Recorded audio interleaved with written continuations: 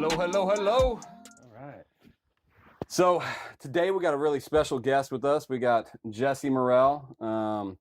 Real quick, this guy has been a huge mentor to me. It's a real blessing being able to get him sitting down. So today we're just going to kind of have a conversation. But real quick, how long have you been in the ministry? You got saved at how old? I was at the end of 15 when I got saved. So right before I turned 16, and I started my ministry right away. I started passing out gospel tracts, putting gospel tracts in all the lockers at the high school in between class. And it was funny because I used to be the school, pot dealer, and so then I became the gospel tract dealer. So you were the dope dealer, and now you're the hope dealer, huh? That's right. Yeah. So. But I started witnessing right away because I saw that, my friends weren't saved, my family wasn't saved, my school wasn't saved, and started, witnessing and sharing my testimony. But okay, so my question is like, because we've all gone through a journey, everybody that's come to Christ. And so let's step back just a little bit before then, because yesterday you had brought something to me that I never even knew about. So you were... let me just kind of preface it, set the stage. You were being convicted. You had gone in there, and you had kind of talked about this situation with like your mother, that she had visited you in jail. Was that kind of the precipice that kind of led to that? Because you're also listening to kind of music. Like, Sure. what was? I kind of want to know, like, when the conviction started before you went in. Like, because you were telling me you were listening to something. Yeah, well, I had been praying for months prior to when my life really fell apart, and I was facing like 5 to 10 years, and all of that came about. But I had been listening to different rap music. DMX used to rap and talk about God, and used to pray to God, and so I started praying to God. I remember I wrote a letter to God.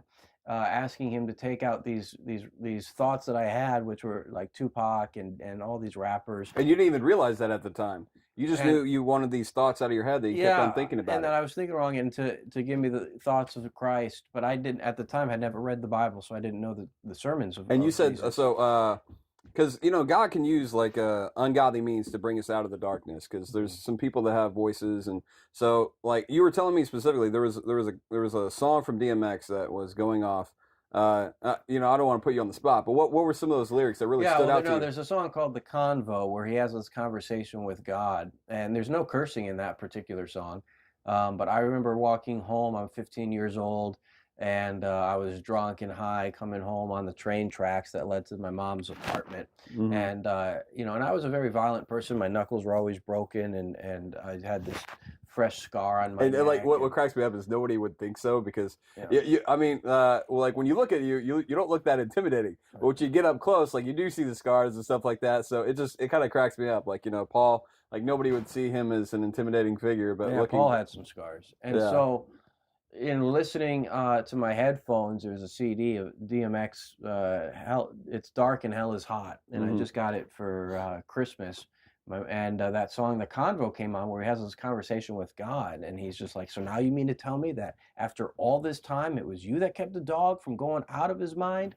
And he's just talking about God's influence throughout his life. And it just really resonated with me that God has been there speaking to me inside my mind and teaching me right from wrong ever since I was a kid. He's been watching over me, and by the end of that song, I was just bawling, but I felt the presence of God just all over my body. And there was a few times, throughout my childhood where I really felt the presence of God, and that was one of them. And so this came under the conviction, and from that point, so your mind was kind of sensitive, and then that's when you did the letter to God? Yeah, that year, I was just getting in lots of trouble. I was being, sent to the principal's office every day. That had been going on for about 2 years. And then I was getting arrested or in a fight every 2 weeks. So every 2 weeks, something, either an arrest or a fight would happen. And it just, and then my drug use was just getting worse and worse. It starts with pot, and then it starts with alcohol and cigarettes, and then it goes to marijuana, and then it goes to mushrooms, and then acid, and then some meth, and some PCP, and then crack cocaine, and things like that. So it just progressively got worse. So by the time I was the summer of ninth grade, the summer when I was 15, I'm just addicted to crack. We're stealing crack from the Latin Kings, which was a local gang that would sell it. That sounds like a really smart decision. Yeah, we were ripping them off at least, I mean, it wasn't like a lot of money, maybe $100 a day, because we would go there with like you could buy a little bag of crack for like $10, so you could buy like 30 bags for $300, and we would go there with like $300 to buy like 30 of them, but my friend would be picking them out. He's like, "What do you think about these 30?" But he'd really be handing me like 40 or 50, so we would pocket the rest. I was in the back seat of the car during the transaction, so we were stuffing things in the seats, but probably about $100 to $200 a day worth of crack we were stealing. And I just thought, here I am, 15 years old. I got my neck slit in a knife fight. I am addicted to crack cocaine. I'm stealing crack from the Latin Kings. And then I'm facing now 5 to 10 years in prison. So I realized where my life is heading is it's going to be to an early grave, or it's going to be to the mental hospital, or it's going to be prison. Or ultimately it's hell. And so eventually, what was the thing that got you behind jail? Because I know like a lot of people have heard like, possibly what had happened in the jail cell, and that was, I guess, like, the hammer that was needed to really consider your life. But I'm saying, what got you in jail? Yeah, well, I had been arrested 3 times, which is, ironic, because I was committing crimes every day for 3 years, and yet I'd only been arrested 3 times. So the first time I was arrested for breaking a bottle over somebody's head. I was a freshman, he was a senior, and that was assault. And then because of that, I was put on probation. And I spent a little bit of time, just a weekend, locked up in the juvie. But then I was on probation, and then I violated probation with a dirty drug test and another fight. And so I got locked up, and that second time is when I heard a hellfire preacher who preached that. So you were in juvenile detention at that time. Yeah. So you hadn't been given a jail sentence or anything like that. Well, when you're 15, that's what it is. It's the juvenile wing of the prison, And so your stretch was going to be how long? Well, when you're a juvenile, they don't give you sentences. They adjudicate you a juvenile delinquent, and then they keep you for as long as they want. Okay. And so I think back then it was something like every 2 weeks, a juvenile would go and see the judge, and the judge would review the case and decide what to do from there. And so people would just keep going in front of the judge, and every 2 weeks they keep getting sent back because they keep getting in trouble while they're in there or whatever. So you don't get sentenced as a juvenile, you get adjudicated a juvenile delinquent, and that's what they did. And so they just review the case as every couple of weeks just to see where he's at. From there, they can put you in juvie, they can put you in a halfway home, they can put you in foster care. At that point, the court is basically saying, we are your parent. And so I was adjudicated a juvenile delinquent. And, but that second time I heard a hellfire preacher, and so that's when the conviction really started. Just in case nobody's heard it before, you were in your cell. You were already causing problems. You had to stay in solitary, so everybody else got to go in. And what had happened? What was going on that like you had heard? That what was said? Yeah, well, there was a preacher who was preaching very loud from the lobby. There was the way that the prison was set up is that there's a inner chamber, and that's where there was like ping pong tables. It was pretty stupid. The kids thought that they could break open these ping pong balls and sniff the air, and that they would get high sniffing the air of the ping pong balls. And so, were you one of those guys? Be honest. I don't think I ever tried it. I thought it was kind of stupid. Yeah. So we're like whacking the ping pong ball all hard and trying to break it. So y'all are slamming it on hard, not because you're playing, because I want to get the mini tiny high if I can get it. You get creative. We used to choke each other out. Like you breathe real heavily and then choke, and then that gives you you pass out, but it's some type of experience or whatever. And so. But there's that inner chamber, and then there's the cells that go around that inner chamber. And each cell has a metal door with a little glass window. Okay, so you can still see out. They're not bars. Yeah. These were solid metal doors. Yeah, like the tank is what they call it. Usually in like the county jail, that's where they would put the drunk, in the tank. Oh, okay. But that's what this whole prison was set up like. This is Whaley Avenue, New Haven. And so I heard a preacher who was preaching really loud, from in that he was having a meeting, but I was never invited to that meeting. I had been in a fist fight a few days earlier, and they only let me out for meals and for showers, so I couldn't go to the basketball. I didn't play basketball, and that's where you would get in trouble in fights and things. So I was trying just to do my time and get out. I didn't want to just keep, getting in trouble while I was in there. And I was telling inmates, I don't have time for this. I got crimes to commit, Yeah, Like, you had to really contribute to society. I don't have time for jail. I got too many crimes to commit. And so I was just trying to be good. I was trying to be good when I was in there so I could be bad when I'm out. Yeah. And I didn't want to be there. And I felt like I don't need to impress these people either because I'm never going to see them again. Yeah. Like, what do I care? So, but I wasn't invited to that meeting because I'd gotten into a fight, but he was loud enough that I could hear him from my cell. And he asked all these guys, how many of you believe when you die, you're going to go to heaven? And I thought that was a very bold question to ask because the obvious answer was that they're going to hell. In my mind, because these are the worst people of society. These were gang members, these were burglars, these were crack dealers, and so I got out of my bed. I was always just trying to sleep my time away because it's only 2 weeks, so just sleep for 2 weeks and get out, stay out of trouble. So I got out of my bed and I looked out that little window, and to my surprise, everyone had their hand raised. And the preacher rebuked them, saying that's ignorance right there, because here you are, you're in jail or you're in juvie because you broke man's law, and just like you're breaking man's law and you're in jail, hell is God's prison, and you go to hell for breaking God's law. So he preached about hell. And for the first time in my life, I realized I was going to hell. And I'd been taught about hell as a child, and I was believed in hell. I just didn't know that I was going there. I thought it was reserved for people like Hitler or serial killers, but not. So it resonated with you too, because you thought you would be one of those ones raising your hand, but then when you actually confronted it, ultimately, I would have been someone who thought, because I was Catholic, so I thought, we own heaven. Like, I didn't know that. Yeah. So Catholic was kind of your upbringing. So you have a type of reference, because I remember you said one time you were walking across a church parking lot and you were like you wanted to spit, but you were like, nope, I'm not going to spit. That was a Catholic church, and I went to CCD, which was a Catholic, almost like a Catholic youth group, and me and my friends were sneaking off to go smoke cigarettes, and then we would come in, and the priest would, he knew we were out smoking, he could smell it, but then when the power went out, he knew who to ask for a lighter, and so, you had a good reputation, right? Yeah, but that,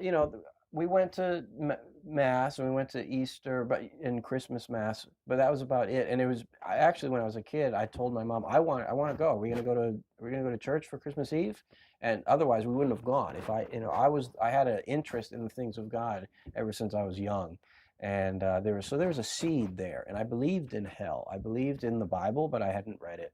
And so when you heard the preacher, there was already that seed there. This belief in God, this belief in hell. And I just realized for the first time in my life, I was going to hell. So when I got out, now I'm on house arrest for the third time that year. And this time they didn't give me, for the second time that year. This time they didn't give me an ankle monitor like they did before. And I think that might have been on purpose. They wanted to catch me violating house arrest. The city was done with me at that point. Because anytime some serious crime happened in town, I was involved. When someone had, a fight with a glass bottle, that was me. Someone got their neck slit, that was me. Somebody robbed the millionaire mansion in town, that was me. Someone robbed the local bank, and the FBI was investigating this bank fraud. I was there. I was involved. I was under FBI investigation. And so the city was just done with me. So I think they didn't give me that ankle monitor on purpose because they wanted me to violate. But I'm a drug addict, so I'm out, and it's Friday night, and I know all my friends are out partying, and I want to go hang out with my friends. I want to party. I don't want to be home and sober. And so I went to this party, and I'm supposed to be home on house arrest. And, I was taught by my criminal mentor, who I used to sell drugs for, that parties is when you steal things because no one knows who did it. You got 30 people in that house, you can just start taking things. Yeah, it seems legit, right? And they can't pin it on you because there was 30 people there. Mm-hmm. And so it's a party, and I'm stealing things. And eventually, when the police got involved in this investigation for these missing items, my name came up as someone who was at the party, which that alone sent me back because I wasn't supposed to be there. I was supposed to be on house arrest. So when the cops were like, so this is after not having the monitor. You were at the party, and then they hear that you're there, and then therefore they come and pick you up because you broke. I remember being at the party though, looking in this mirror, and I'm high and I'm drunk but I'm convicted now. I know I'm going to hell, but I don't know how to get saved, and I am praying, God, help me change my life. And I'm looking in this mirror, and my eyes are all red and bloodshot. And I just remember thinking, man, you look like a demon with glowing red eyes. You know, you just look demonic. I remember that feeling for myself too. You know, and I'm like, I'm going to hell, and I couldn't get drunk enough or high enough. Yeah, the fogginess wasn't helpful anymore. So I used to sin with peace and ease, and now I can't. I'm like, I'm every time I'm getting drunk and high, I'm just thinking I'm going to hell. I'm going to hell. I'm serving the devil. I'm not serving God. And so now that seed has started to take root, and I'm under this process of conviction. And so now I'm locked up for this third time, and they're investigating me now for this second felony at the age of 15. So they told me they would now try me as an adult, and that means because it was a second felony offense, they can try me as an adult, and I would be facing 5 to 10 years. It was for larceny in the first degree. And that's for taking over like $1,000 worth of value. But I actually did not commit that crime. Oh, so you were just getting high and drunk, but somebody else had stolen at the party. No, I did steal stuff, but it was $600 that I found, and then other people took some clothes. Maybe if you add up the clothes, you could maybe make $1,000, but they're used clothes. Yeah. They're designer brands or whatever. But no, it's the guy who owned the house. Though he came from a billionaire family and he was a millionaire himself, he was a crook. He had bad character, and one of his scams was insurance fraud. So he had a $30,000 Lexus that he claimed was missing, and all he has to prove is that he owned a $30,000 Rolex, which he did. And so the cops are trying to pin it on me. I didn't know this at the time, but when other guys started getting busted for things, the cops are interrogating them about me. Tell us about Jesse.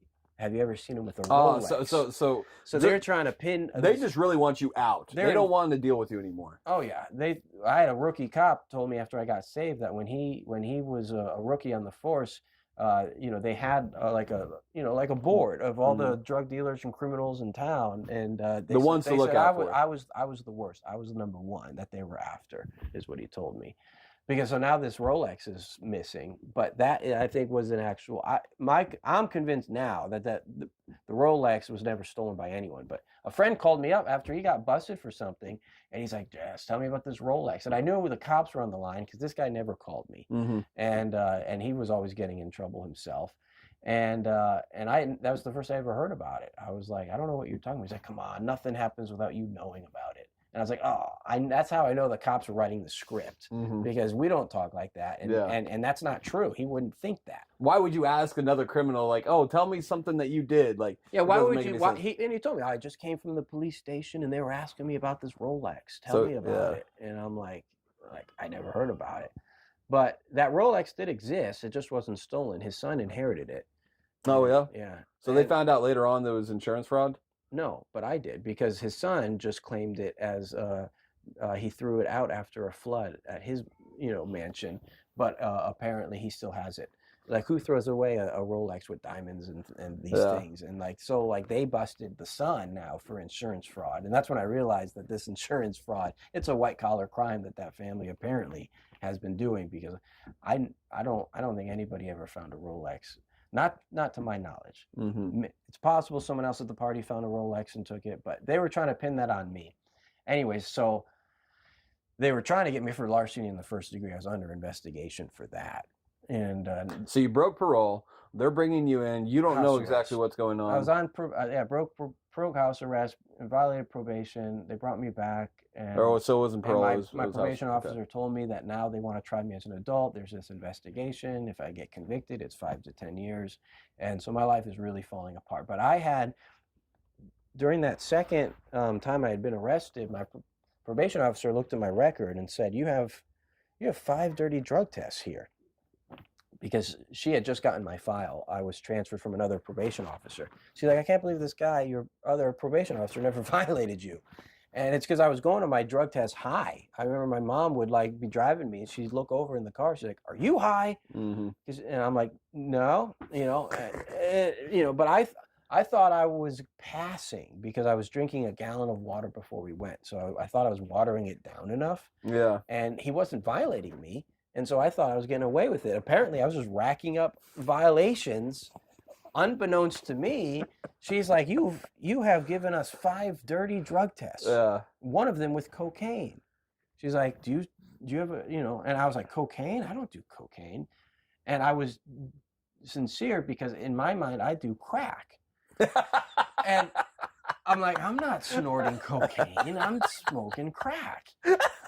And so I'm talking to her and I'm real genuine and serious. Like, I don't do cocaine. Like, that's ridiculous. She's like, well, maybe you smoked something that was laced. And I was like, yeah, maybe I was an accident, But she's like, but you do smoke pot. And she's like, do you have a drug problem, Jesse? And I was like, yeah, I got a huge drug problem. And she was surprised that I answered like that because most people didn't have a problem. Mm-hmm. But I'm like, are you kidding me? It's like, I'm high every day of my life. I can't function without drugs. I can't be a normal person and go to the movie and have fun without getting high. We can't go bowling as friends, sober and have fun. Like everything we do, we have to have drug and alcohol to have fun. Like we go bowling, we're on acid. We go to the movies, we're smoking pot before we go. Like we don't do anything without drugs and alcohol. If we're just hanging out as friends, we're drinking alcohol and getting drunk. Like I can't be a normal person and enjoy my life without drugs and alcohol. So I was like, yeah, I have a huge drug problem. Are you kidding me? Like, look, I just violated probation 5 times with these 5 dirty drug tests. So she asked me, so do you want to go to rehab? And I never even thought of that. And my initial answer was, I don't think so. No, because I'm thinking, it was a 45-day program, but in 45 days, I'm selling drugs. Someone else will take my clientele. Someone else will take my territory, and I'm like, a lot can change in 45 days. So you're really being brought between like the fork in the road in your conscience and life. It's all kind of coalescing together, and really at this moment, like you're really trying to fight because you understand what you're doing is wrong. You have the conviction of God. You understand that you're going to hell, but at the same time, you're still trying to hold on to the world that you've been living through. And so she's kind of giving this, and instead of being resistant, you say, yeah, absolutely I do. So you're being sincere, you're being honest. Well, I said, yeah, I have a drug problem, but I'm thinking, I don't know if I want to go to rehab. I said, let me think about it. So, and I'm at the courthouse, and I go out to the front steps for a cigarette break, and I'm just thinking, through my head about this idea of rehab. And I was like, you know what? If I get clean and sober, I could be a better drug dealer. And I could be a better criminal. That's funny. I was like, and that was one of the rules of the mafia was you don't do drugs, you don't sell drugs. So you were trying to do Biggie's 10 crack commandments. That was another thing. I was like, yeah, you never get high off your own supply. I'm like, man, I'm selling drugs. I'm not even making money. Like at the end of the day, I'm selling drugs just to supply my own drug addiction. Mm-hmm. I'm not getting rich or wealthy off this, and I could plan better crimes if I'm sober and I have a sober mind. And so I'm thinking maybe, but then I decided I don't want to go. But I go back in there, and when she asked me if I want to go to rehab, I meant to say no, but what came out was yes. And I was shocked, she was shocked, and my mother was shocked that I said yes. But then I was like, well, I guess I'm going to rehab. I can't take it back. So I was on this waiting list for rehab. And I completely forgot about that. Then I get locked up for violating probation. I heard this hellfire preacher. I get out. I'm on house arrest. So this was actually before all this. This was at the middle. Wow. Yeah, and then I'm taking things from this party, and now I'm being investigated for this possible second felony. And they're telling me I'm facing maybe 5 to 10 years, and now I'm locked up again at Whaley Avenue. And they came and got me and brought me to a halfway home, which is it's like an apartment building for juveniles. For juveniles, where you have the whole floor, and there's no bars, there's no locks, but there is an alarm on the windows and the doors. Mm-hmm. Now you can run out the door if you want, but the alarm's going to go off, and they're going to find you eventually. Yeah, they're going to do a tally of everybody who's in the house. Whaley Avenue. Yeah. But you're supposed to stay in there, but they're not locking you in there, and you have more freedom. You have it's not really better food, but you do have better activities, and you have a better living facility. It's just a living facility. So they brought me to this halfway home. I did get into a fight there, but they asked who threw the first punch. It was the other guy, so he got sent back to Whaley Avenue, not me. But then they came and got me for rehab. I totally forgot I was on this waiting list for rehab. So much had happened since then. And I was like, and that was a real lifesaver. So because I was in rehab, I started to read the Bible. There was a co-ed rehab, so they had So this is the first time you really like opened it up and was like, okay. Like, I never seen a Bible. When I was a kid. Oh, okay, so yeah. When I was a kid, of course, we're Catholic. We didn't read the Bible. And my neighbor had a yard sale. He was a religious man, and there was a big black book with a cross on it. I was like probably 10 years old. I bought it for 50 cents and brought it home. And I'm like, Mom, look, I bought a Bible. And I was so excited and flipping through it. And she's like, that's not a Bible, honey. That's a hymnal. Was it? Yeah, it was a big black book with a cross on it. I didn't know the difference. But you were so excited because you thought you were getting what... It's a big religious black book, and I wanted to read the Bible.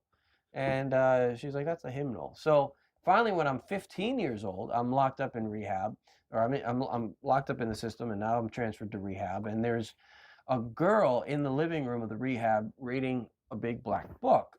And I asked her, is that a Bible?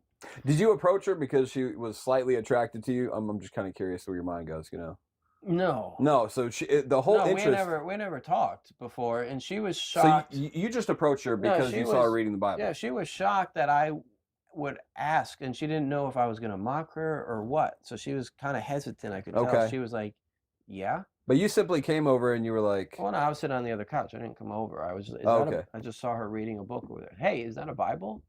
And I could tell she was like, what's it to you? Why do you care? Like, are you going to... And I was like, can I borrow that sometime, and read it? And she was like, sure. And so that was the first time that I started to read the Bible. My mother was bringing me books because she could bring me things like that. And so I started asking her to bring me my own Bible. Do you remember where you started when you opened the Bible for the first time? Yeah, well, I started near the beginning, and I was reading about the priest who's supposed to break the neck of a dove on the first of every month and spill its blood upon the altar. That's interesting. And I thought, when does my priest do that? Because I go on Easter Mass and Christmas Mass, and I didn't know the priests were doing this. Like, you weren't questioning that it was unfair. You were just like, oh, this is part of the priesthood. No, I started wondering if this was some type of weird cult or something, because it was very strange to me that they would do this. And I was like, do they do that before we get there? Or are they doing that after we leave? Because they're not doing that in front of us. Like, this is some secret ceremony the priests are doing, And I'm like, this poor little dove. Like, and it's like the first of every month. So every church on the first of, that's 12 doves a year per church. And, I just didn't know the priests were doing that. Yeah. So I was just like, oh, some stuff's kind of weird in the Bible. But you kept reading. And there was a Christian counselor there. There was not a Christian rehab, but a Christian man who worked there. And he used to bring in Christian rap CDs to pass out to everybody. Yeah. So I knew him as a Christian man, and I'm talking to him, and I'm like, hey, what's up with the doves? Like, when's the priest doing that? And he understood what was going on. He said, no, there's an Old Testament and a New Testament. I didn't know that. Yeah. He said, what you are reading the Old Testament, which I thought that's where you should start, near the beginning, I think a lot of people do that. It's illogical, and I was somewhat familiar with Adam and Eve, so I probably skipped ahead to Leviticus, Yeah. And I was somewhat familiar with Noah. So he explained that was not a Catholic priest, that's a Levitical priest, and that was an animal sacrifice we don't do anymore because we have the atonement now. So he started to expound upon the sacrifice of Christ, the Lamb of God who takes away the sin of the world, in Old Testament, New Testament, and Christ is the fulfillment of that. And I was like, oh, wow. So I'm asking all my questions to him. Then I'm reading the sermons of Jesus. So you kind of jumped ahead after he brought up the Old Testament, New Testament? He told me, read the New Testament first. The Old Testament might confuse you until you understand a bit more. So he advised me just to read the New Testament. So now I'm reading Matthew, the sermons of Christ, and the Sermon on the Mount.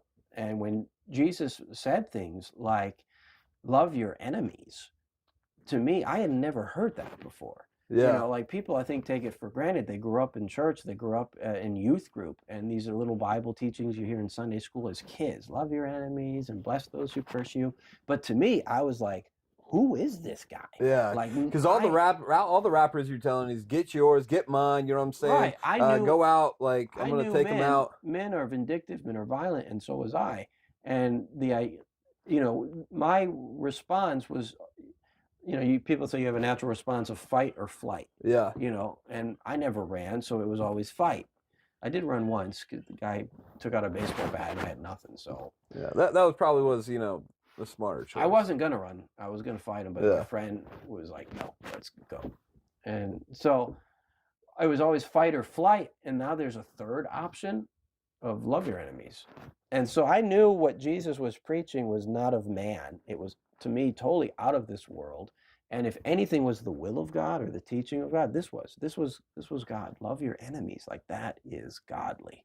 That is an attribute of God, a benevolent God. So I you know, started reading more about Jesus and his sermons and repent. Unless you repent, you will perish. And then he said, unless a man is born again, he won't see the kingdom of God. And I was taught born again Christians were a cult. Stay away from born again Christians. That's what Catholics are taught. And that's what my mother was taught. And that's what my mother taught me. And so here I'm reading Jesus said, you must be born again. So that's when I really was like, I can't just rely on the Catholic Church to feed me or teach me. You know, we had never even read the Bible in Catholic Church. Or CCD, and here Jesus says you must be born again, which contradicted what I learned from them, and so I just realized I needed to read the Bible for myself. That Christian man that was there, when I'm talking to him, asking him questions, I think at first he assumed I must come from some type of Christian home, because you're asking questions that normal people don't normally ask. Aren't, yeah, and then so he asked me, he's like, Jesse, have you ever said the sinner's prayer? And I was like, what? You know, the sinner's prayer? I was like, they call it that? The sinner's prayer. I was like, that's kind of offensive. You know, like, you guys actually call it the sinner's prayer. This is the prayer for sinners. Yeah. But I was like, I told him, I was like, man, if anybody needs to say that prayer, I need to, like, what is it? And he said, so he told me, you know, it's when you ask God to, you know, give you a new heart and to come into your life. And so I mean, I'd prayed many prayers, but I never had asked God for a new heart before. And now I read, and it just confirmed what I read, what Jesus said, you must be born again. So I go into my room alone. It was not like a repeat after me sinner's prayer, but it was the prayer of a sinner. It was heartfelt. It was the prayer of a sinner asking God for a new heart. And I went down and I asked God to give me a new heart, make me a new person. And I went down with one heart in mind, and I came up with another heart in mind. And that was the transition. You had decided to take the right path on that fork in the road. That was the real crisis moment. And at that point, it was a revelation. My eyes were opened, and suddenly, you know, the whole world was different. Now I'm looking at everything through the paradigm of temptation and sin. You know, it's not, I just want to hang out with my friends and have fun. It's that this is temptation and sin that's trying to ruin your life and damn your soul. Yeah. And so, you know, living holy became a whole lot easier when your eyes are open like that, and you start to see, I'm like, man, that's demonic influence. That guy looks like might be full of demons. He's trying to tempt me to do this. You know, I had guys who would come and, you know, try and invite me back to the so drugs. you get out of the so you're getting out of the rehab, and then from there, like, you're going to the same places that you're familiar with. You didn't really think anything otherwise, but like when people are offering you things. Well, no, the rehab says you have to change people, places, and things. That was, you actually took that to heart. Yeah, I asked them. I was like, "How do you do that? How do you get sober?" Can you give me 1 second? This has happened multiple times. I know this is awkward in our video, but I just have to make sure it's recording. Sure. Because me and Steven, we did it 4 times, one video. It was annoying. So, give me some grace for a second. I just want to make sure it keeps on going. Sure. Yeah, we're still going. Okay, good. Yeah, I many times I thought I was filming and I didn't even film at all. Yeah, it is a frustrating thing for sure. So I asked them point blank, like, how do you get sober? And rehabs have like a 99% fail rate.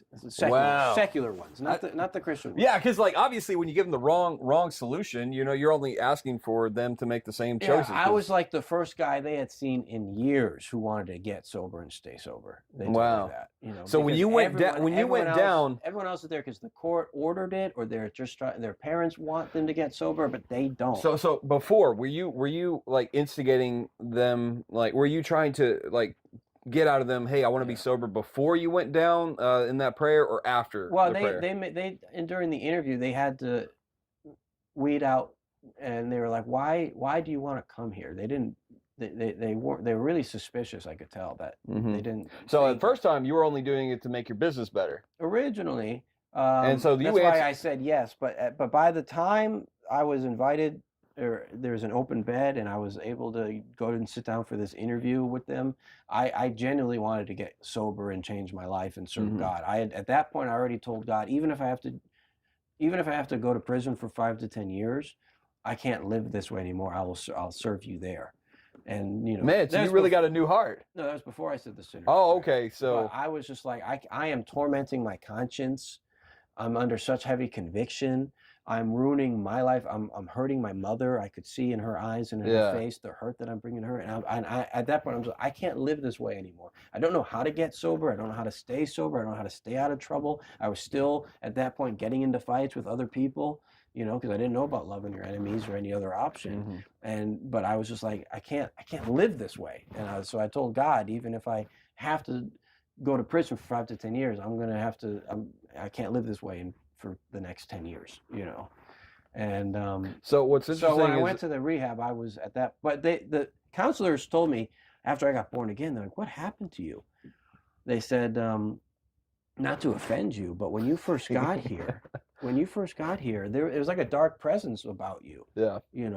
And we read some of because they had confiscated, my notebooks in school. So apparently that was part of my file, was these rap lyrics that I wrote. And, you're writing about killing people, and it's just a lot of it's exaggeration. Yeah. I'm going because you're trying to follow after the pattern that they've set before you. Going out with a bang, you will remember my name.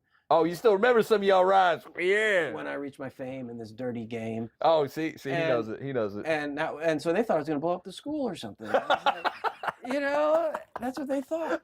So they were searching my locker for drugs because they heard I was a drug dealer, but I hid them in the bathroom, not in my locker. Yeah. I was smarter than that because the guy who mentored me told me the school owns your locker, so they can search it anytime without a warrant. Never put it in your locker.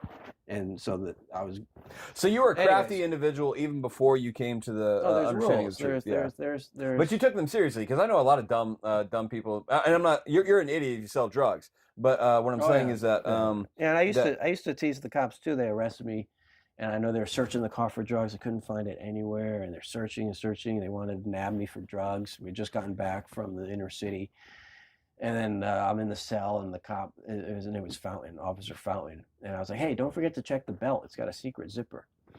And he was just looking at me with a stone face, and then he disappears. I know he's checking it, and they're swabbing it. And they can find residue, but they can't find, so they know. And I was like, well, I'll never use that belt again. But I got him, And it's just, so you were cocky. You were arrogant. They wanted to nail me. And you were loving it. You were like, yeah. Oh yeah, no, I enjoyed the reputation. I was trying to build up a reputation of being, the toughest, but for all the wrong reasons, criminal. Yeah, well, for sure.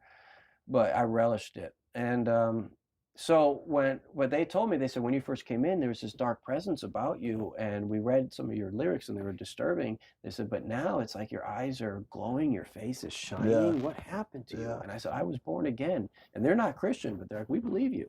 We believe that you were born again. You're different.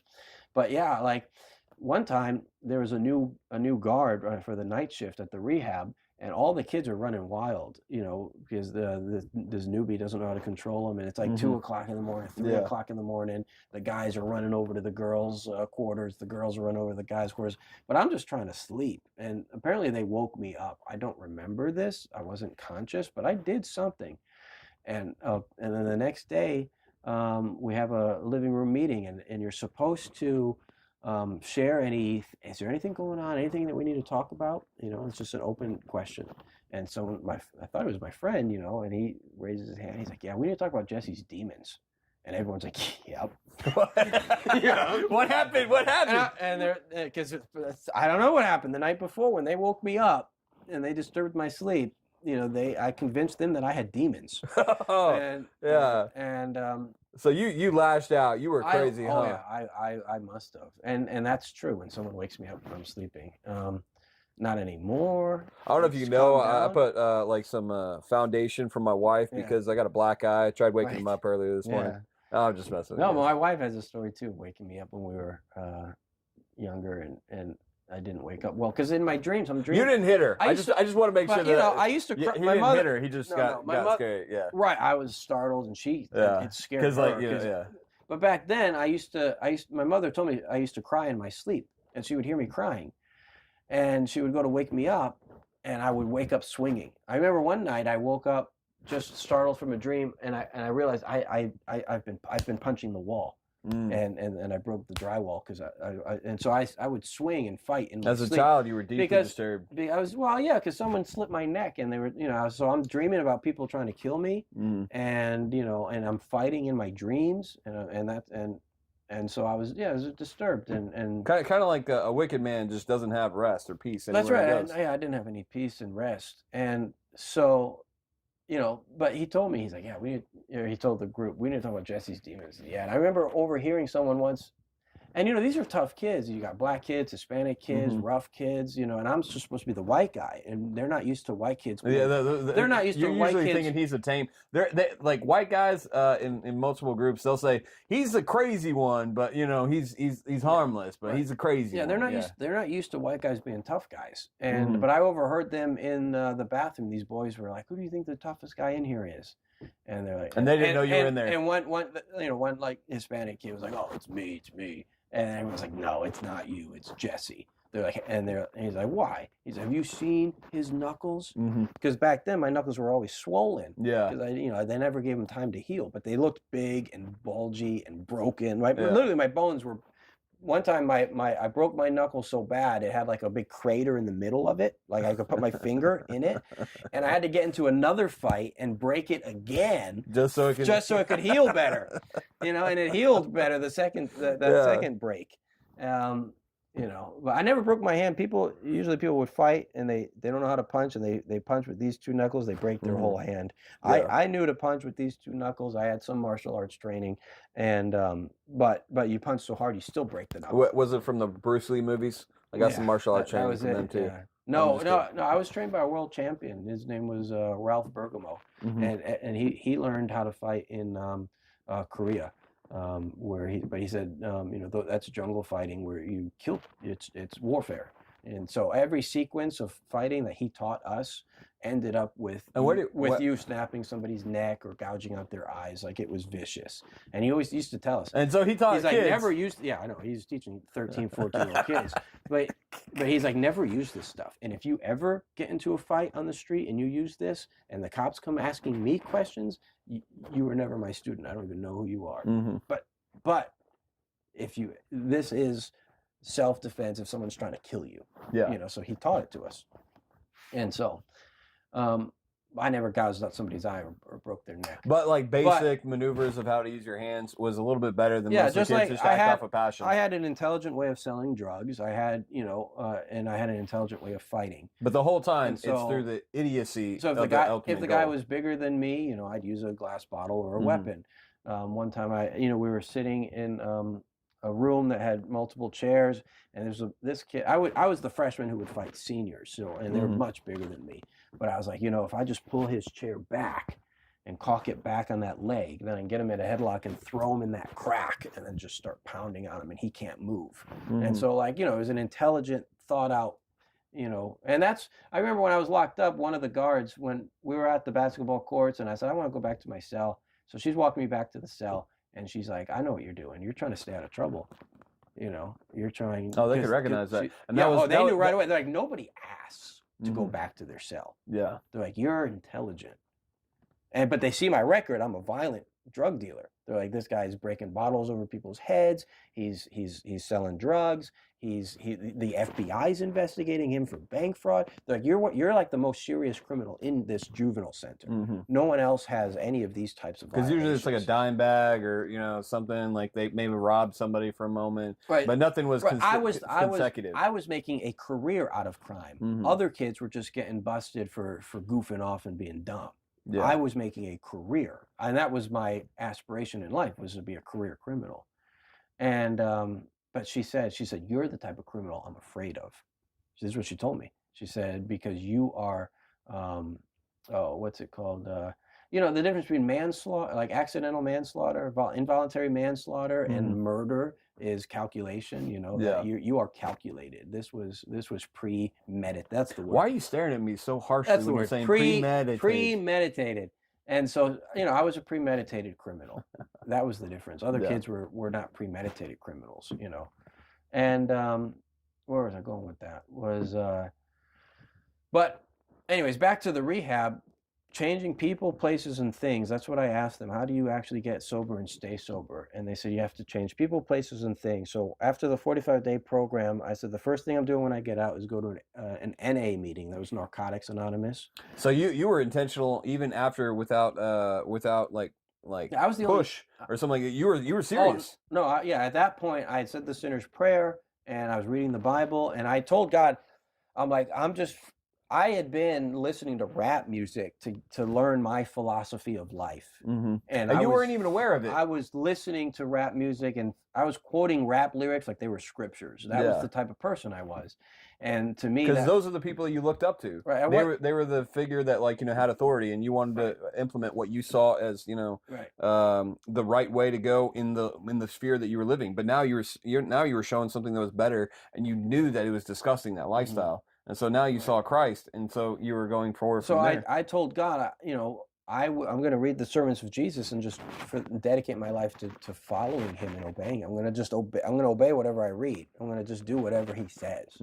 Because I realized other people I used to see on TV about, there was a Catholic channel, but I'm like, there's some missionary in some island taking care of the sick and the dying. And I'm like, these are people dedicating their life to what they believe is good. Like they're doing what they think is good.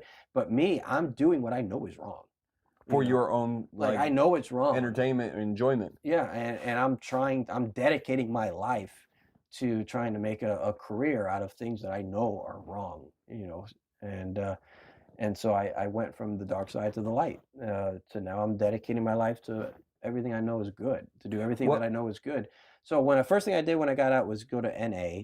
So I was like the only 15-year-old going to these Narcotic Anonymous meetings, and AA too. If there was no local NA meeting, I'd go to the AA meetings. And I'm seeing these adults. I'm seeing the parents of my friends. Oh, really? Yeah.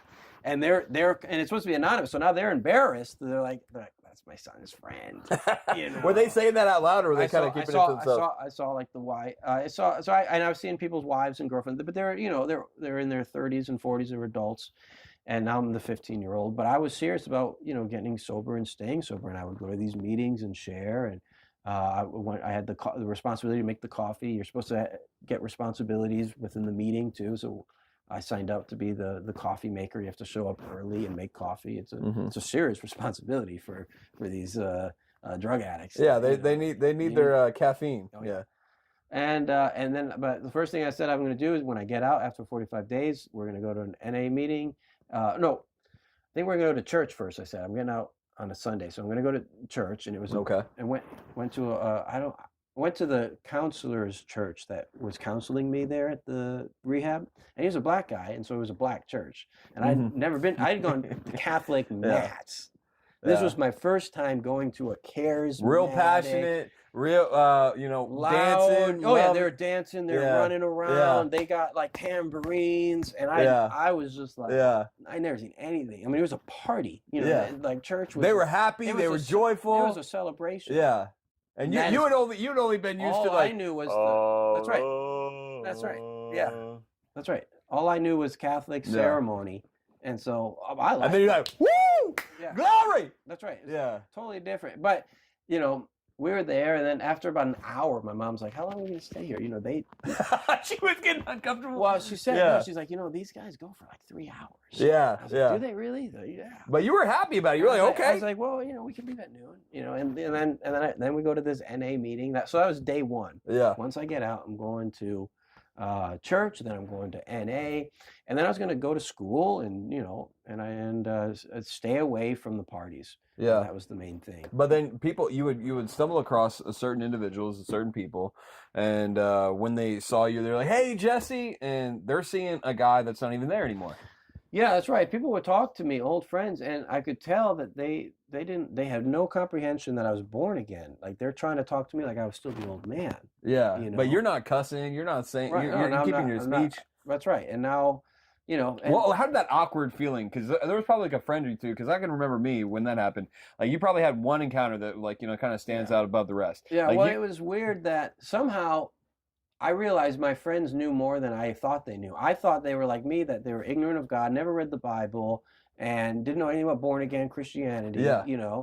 But apparently some of them knew a whole lot more. Maybe their parents had been preaching to them and they had been living in rebellion, to hang out with their friends, party and drink. Like they knew more about the things of God than I thought they did. I thought that they were like me, and if I would just tell them all these things that I learned, that they're going to love it, because that's what I had been looking for my whole life. And they just wouldn't have it. One of my friend, he sat down next to me in class, and I thought, oh great, I'm in class with this guy. We're friends. So you're back in high school and everything. Now, and I'm like, I got at least one friend in class, and he came and sat next to me, and he's like, so you believe that like we're going to hell because we drink and smoke?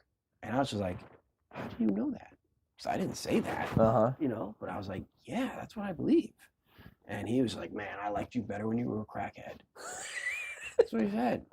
And I'm like, I thought, like if you guys are really my friends, you should be happy I'm doing better. Right? Like, didn't you see my life? Like, I was worse than all of you guys. You guys are just smoking pot and getting drunk. Yeah. I was getting arrested, facing 5 to 10 years, getting my neck slit, smoking crack. They didn't smoke crack. It was I was doing that with They were older just kids. smoking weed and They're cigarettes. Smoking weed and getting drunk. Maybe some shrooms and from time to sleeping time. with girls and shrooms. That's right. And but I was like, a criminal and ruining my life. And I thought maybe they would be happy I was doing better. Some of them were, but most of them were not. Some of them came to my baptism. Oh, that's cool. And and I could tell some of them were on the fence where they were like, and one friend even told me, he's like, I'm a stony ground hearer. What does that mean? Like the sower goes out to sow. Oh yeah. And some seed lands on stony ground. And he knew it. And it just can't take root. And he said that. He told me because he had read the Bible when he was locked up too. So he said, I'm stony ground. You didn't get jailhouse religion. You got real like. And what's interesting is that earlier I was thinking about Romans 7. So that was the man before you went to rehab. You were wanting to do good, but like at the same time, like you didn't know how to do good because you weren't following the Spirit. You weren't following the Word of God. And so you were a man left with your own natural like inclinations. And while you felt bad, you were seeing yourself. You were like, I'm going to hell, and like I don't want to be this way. But then when you actually went to the rehab and you got the Word of God from the woman, like what I'm saying, you were able to read it and you were able to see the scriptures, and somebody was able to kind of guide you through it. All of a sudden, the Spirit of God came on you, and you got that new heart, and now you hated it. You understood to hate it, and you probably tripped up. I used to say the way you're born again is the things you used to love, you now hate. Yeah. And the things you used to hate, you now love. And that's the man in Romans 8. He's got the Spirit of God now. He's got a new heart, a new mind. Right. He's dead to that old way. Because I used to hate the goody-goodies. I knew some kids in school, and a lot of kids in my school. Once we were drinking and smoking in middle school, but that was my small clique. Not all the kids were. Well, yeah. But by the time we got to high school, it was basically everybody at least gets drunk at parties, and maybe smokes pot on occasion. But there were some kids who were straight edge. They did not drink. They did not smoke. They didn't, have sex outside of marriage. They didn't, and I hated the goody-goodies. And I just, this unrighteous hatred, and I didn't even know why. It was just it just irked me so much inside that this kid doesn't drink, Yeah, I know the feeling, yeah. And it doesn't make sense, but I used to hate the goodies. Because there's a sense of like that in your head, they think they're better than me, right? And you don't even aware of it. It's a reflection on them, and it makes them, it was it apparently convicted me, for that. I want to feel like this is natural and normal. Yeah. Everybody does this. This is normal. It's like you don't. So it's like, which one of us isn't normal? And it's like, you're not normal. I hate you. But so when I got saved, I became, straight and sober, and I'm the goody now, and the holy roller, and the animosity that I used to have for those people now. Friends of mine have that type of animosity towards me, and it's so strange. And it's and I was like, man, I thought we were friends. You should be happy we're doing well. Yeah. But there's this tension and this animosity, and then, but unless I backslid, because I would, in those early, when I was getting clean and sober, I would get invited to go to parties. I'd say no, and then I'd be fine. I'm just gonna come say hi to you guys. Okay. I'm here. I'll just drink 1 beer. Okay, I'll drink 2. Okay, I'll drink 3. And then I'm drunk. And they're like, Jesse's back. And now they're like, happy. Yeah. And I could tell they're like, yeah, Jesse's back. But then I'd wake up convicted the next day, and I'm like, I'm going to hell. The Bible says drunkards won't inherit the kingdom of God. I get right back into the Bible, right back into church. There was very short-lived relapses in that early years. Because it just gave you such a disgusting. Then I got to go back to NA and AA and get a new keychain. Because you got 30 days sober, 60 days sober, 90 days sober. But you were taking it seriously though, because as it came forward, you just didn't want to be. You just hated that weight because it wasn't there before. You weren't aware like why you felt so negative, why you felt so depressed, why you felt like you had to go in there. But now you were aware of it, and it also made it feel bad as you were taking it upon. And you were like, I don't want to feel this way. I don't want to have this crap anymore. Yeah, so I went from hating the goodies and feeling comfortable in my sin to being the poster child, to being very uncomfortable and convicted in sin, and feeling really good when I'm living right and living holy. And so that's why, the habits that you form, create patterns of conduct that it just becomes easier and easier. The more you do whatever action, even good or bad, so when it becomes easier and easier. So like when I was first smoking cigarettes, it would give me a headache, but the more I persisted in smoking, it just became, and then I'm smoking a pack a day. And when you're first getting clean and sober, you're really fighting temptation on a Friday night. That's what I know. All my friends are out partying. It's Friday night, and that was a temptation. But now it's like Friday night, I can go out street preaching in front of the bar, and there's no temptation for me to go in. But before that happened, so you went from believing, and you weren't saying anything because your friend had said, "Oh, you believe we're all going to hell." So what moved you from the moment of like, like how do they know this to be like, you know what, I'm going to make it known to everybody? What was that happened? Well, again, I thought everyone was like me, that they just didn't know, and that I just needed to tell them and they would receive it and be born again. And that's why I had a problem with Calvinism in that church that I joined. So the first church that you went to was kind of a non-denominational. Yeah, I remember talking to this lady who she had ministered to me because she was a substitute teacher in this high school, and she saw me in her class boasting about, I just spent the weekend locked up at Whaley Avenue and I got into a fight and blah, blah, blah. And I'm just bragging. So this was before, She heard it, and she would come and witness to me after in the hallway. She's like, I'm not supposed to say this, but you need Jesus. And, well, praise God for her boldness, right? So I joined her local church after I got saved, but that church had a Reformed background. So I was talking to her one day, and I was like, I don't understand why my friends don't choose God. Yeah. And her answer was, and she was like, you didn't choose God. God chose you. And she was like indignant that I would, and I was just like, what is this? Like, I'm not trying to be boastful. I'm not trying to be proud. It's just, it hurts your heart. I'm just like, man, I wish my friends would choose right. God You like have that heart of Christ that want to see them redeemed. So I could not accept the idea of Calvinism that God chose me but not them. And you didn't even know those terms. You just heard what she had said, that response. Right. I was like, oh, I just want my friends to be saved. And she thought it was arrogance on your part, but really it was like the heart of Christ being poured out. It's like you want everybody to taste this goodness that you're experiencing. You want everybody to be free from what you got set free from. Right, and that's just that Calvinist indoctrination that if you choose God, you have something to boast about and you are proud. And I was just thinking, it's that my friends can be saved, and they just need to choose the light and choose the truth like And I so did. you started. Okay, so what? And I couldn't believe that God wanted me saved and not them, because Right, then, that's stupid. Yeah. because then I'm more loving than God, because I want them to be saved, but God doesn't. Yeah, it's Like, ridiculous. that doesn't make any sense. The reason that's so natural before you have these men-made like ideas about God in the scriptures is because the heart of Christ, you don't have understanding, you don't have clarity. All you have is this urgence, this desire to see what God wants, and it's not refined. It's not been cut out. It's not been like shaped in the way that people want it to be, and it's a natural inclination to be like, I want you to feel what I'm feeling, like because like when you taste something so good, it's like you can't help but to recommend a restaurant or recommend an experience or recommend a story to somebody because it was so joyful to you. But when you had the taste of salvation, you're like, brother, man, I want you to have this. And then they put a wet cloth, not the people that are believers, but they're like, I don't want all that crap. And then it hurts you because you're like, why do they want this? And then you talk to somebody that you have respect for, and then their response is, oh no. And then it's like, whoa, hold up a second. But what moved you from the moment of like you're it's not like you were trying to keep it to yourself. It's just it was kept to yourself, and then after that, you were like, "I've got to make it known." Evangelism was natural. I was like, man, I got so just saved. one day you just started. God did this great thing in my life, and I want Him to do great things in everyone else's life.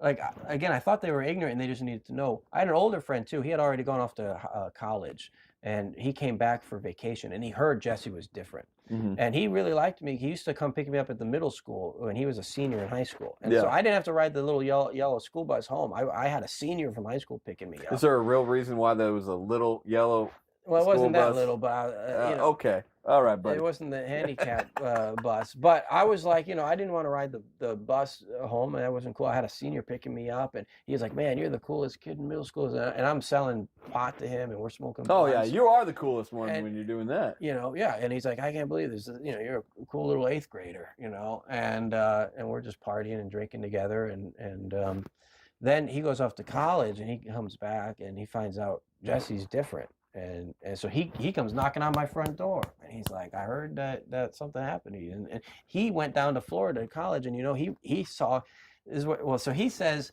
so you think we're going to hell? So he just started that without. He said you think we're going to hell? I was just like, man, it's good to see you. How you doing? Yeah. I'm doing good. How are you doing? And he's like, so you think we're going to hell because you just rushed right into it? Yeah. You think we're going to hell because we're smoking blunts and having sex with girls and getting drunk? And I was like, I mean, yeah, but I'm not preaching that to him. I'm like, but I'm like that. I mean, I believe that I was going to hell for those things, and yeah, that's what I believe. And he just stormed off all angry, and he says, "You're just like those preachers on campus." Oh, so that's the first time you heard it, huh? And I was like, huh? What is he talking about? Now I know he probably was hearing like Jed and Cindy down because he went to the campus down in Orlando. And I was like, Jed and Cindy would go there. Michael Venya used to preach there. And I think he mentioned you're just like those black preachers on campus. So it must have been Michael Venya and those. And so that's what happened. But I was like, my friends know a lot more about God than I thought they did. Yeah. But did it make you mad? But in Connecticut, we don't have a whole lot of born-again churches. We have a lot of Catholic churches. So when I'd go out to the inner city and to the streets and preach, it was new to people. I would ask somebody, a kid on the street, do you think you've kept the 10 Commandments? Mm-hmm. And he said, the what? I said, the 10 Commandments. Did you get inspired from Ray Comfort? Yeah. And he said, what are those? I said, you don't know the 10 Commandments? He's like, I've never heard of them. He never heard of the 10 Commandments before. And this was 23 years ago. Yeah. Connecticut's got to be worse today than it was then. But yeah, a friend of mine asked me on Messenger, it wasn't Facebook, we didn't have it. We had instant messenger back then. What are you doing? There's a guy I met at church. I said, I'm looking, trying to find some sermons to listen to on the internet. I can't find anything. And I got a bunch of good ones. He had gone to the Brownsville School of Revival or whatever. I don't even know what that is. He went to the Brownsville Revival. They had a Bible college, and he had done a year there, and he had a whole CD of like Michael Brown, Ray Comfort, and a bunch of other powerful preachers. Because Ray Comfort went and preached at Brownsville. Oh yeah, I don't know that. And so I heard Ray Comfort for the first time, and he mentioned. I liked his message a lot. I think it was probably Hell's Best Kept Secret, and that was awesome. And made sense to me because I got saved through like a hellfire preacher. It wasn't like a, I wanted to get healthy, wealthy, and wise. It was that I'm going to hell and I need to get saw your saved. personal responsibility. It was salvation in light of eternity. And so I liked his message a lot, and I started researching him more. And I went to his website. He had these really cool gospel tracks. So I started passing out his tracks. I did a big order. I used to order almost every week. Man, so you used to spend money to be able to get drugs that, like, destroy people's lives. You didn't even think about it. You were just lifting for yourself. And now you're spending money. You're trying to get something to give the greatest gift ever to anybody who can. Oh yeah, I read all of his books. I ordered all of his CDs, or he didn't have CDs. He had cassette tapes. Yeah. And then all of his cassette tapes, his little tapes too. And in one of his cassette tapes, he mentions open air preaching. And I was just like, but he didn't expound on it. And I was like, what is that? Is that what it sounds like? Like just preaching out in the streets? I was like, that stirred something in my spirit. From the first time I heard it, I was like, yes, that's what I want to do.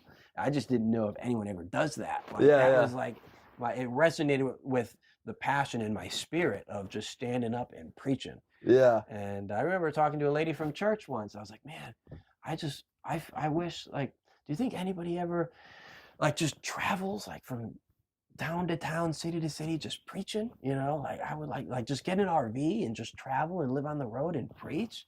Like, that's what I think we should be doing as Christians. And she's like, well, maybe God's calling you to do that, but he's not calling me to do that. That's interesting that she didn't put a wet blanket on you, man. She was like, hey, maybe the Lord's calling you that. That's a really good person.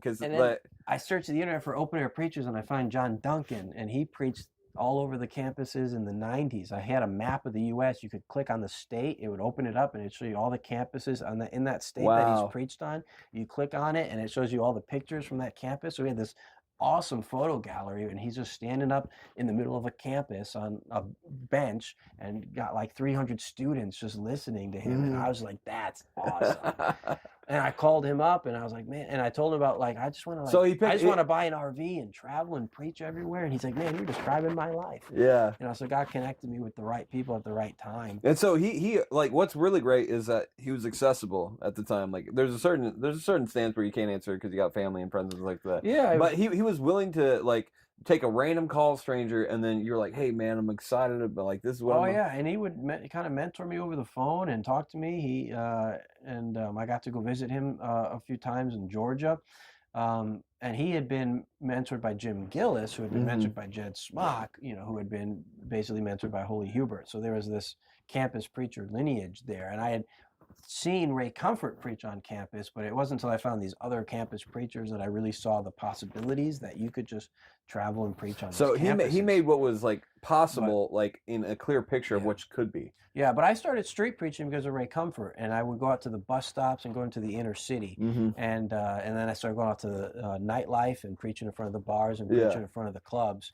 And then once I found these other preachers that were doing campuses, and they didn't have all the money trivia and magic tricks, they were just hellfire preachers, and I was like, that's what I want. Yeah. I don't want these money trivia and magic. I don't want to be a street performer. I want to be a street Because there was that preacher. one guy. I remember you told me there was one guy that had said something, and he, all of a sudden, you went from, like, doing trivia, and then you went to preaching, and then what did he say to you? I don't know who you're talking about. So I remember you saying something to the effect of, he's like, that's a bait and switch. Oh, there was a girl. There was a drug dealer. She was a girl. It was a girl. She ended up getting saved through my preaching. Oh, yeah? Yeah. You don't hear about this. That's why I like having these things. You know what I'm saying? Because there's more fleshed out details. I used to go to the same park in New Haven, right next to Yale University, actually. But it's downtown New Haven. It's the New Haven Green, and I would preach. And there's a lot of street people there, homeless people there. And of course, giving away money, brings them in. So I gathered in a whole crowd of, like, homeless people, and I'm giving out money trivia. Then I start preaching, and she's like, that's bait and switch. Apparently she had even grew up in like a Baptist church, but she thought I was just giving away money doing trivia, and then suddenly I'm preaching. But I got talking to her one day, and I was preaching, I had a little crowd, and I'm going back and forth with her with the commandments, and she says to me, preacher, if what you're saying is true, then I'm going to hell. And I could see tears were going down her face. Yeah. And I said, you are going to hell, but you don't have to, because Christ died for you. There's a way for you to escape. And she knew my testimony too. I heard her preach when I was locked up, and I used to sell drugs. Her friends were laughing too at her. And but I used to see her every day because I would go out to the inner city every day and preach. And then I stopped seeing her after that. And then 3 months later, I'm at the bus stop preaching, and she says, "Preacher, do you remember me?" And I was like, "Yeah, where have you been? I haven't seen you for like 3 months." She says, "You don't know this, but remember that time you gathered us together when you were preaching?" And I was like, I know exactly what she was talking about. And she said, "Well, you didn't know this, but I was the drug dealer for this park." And then I clicked why her friends were laughing at her when she said, "I'm going to hell," because they knew who she was and what she was doing. I didn't know.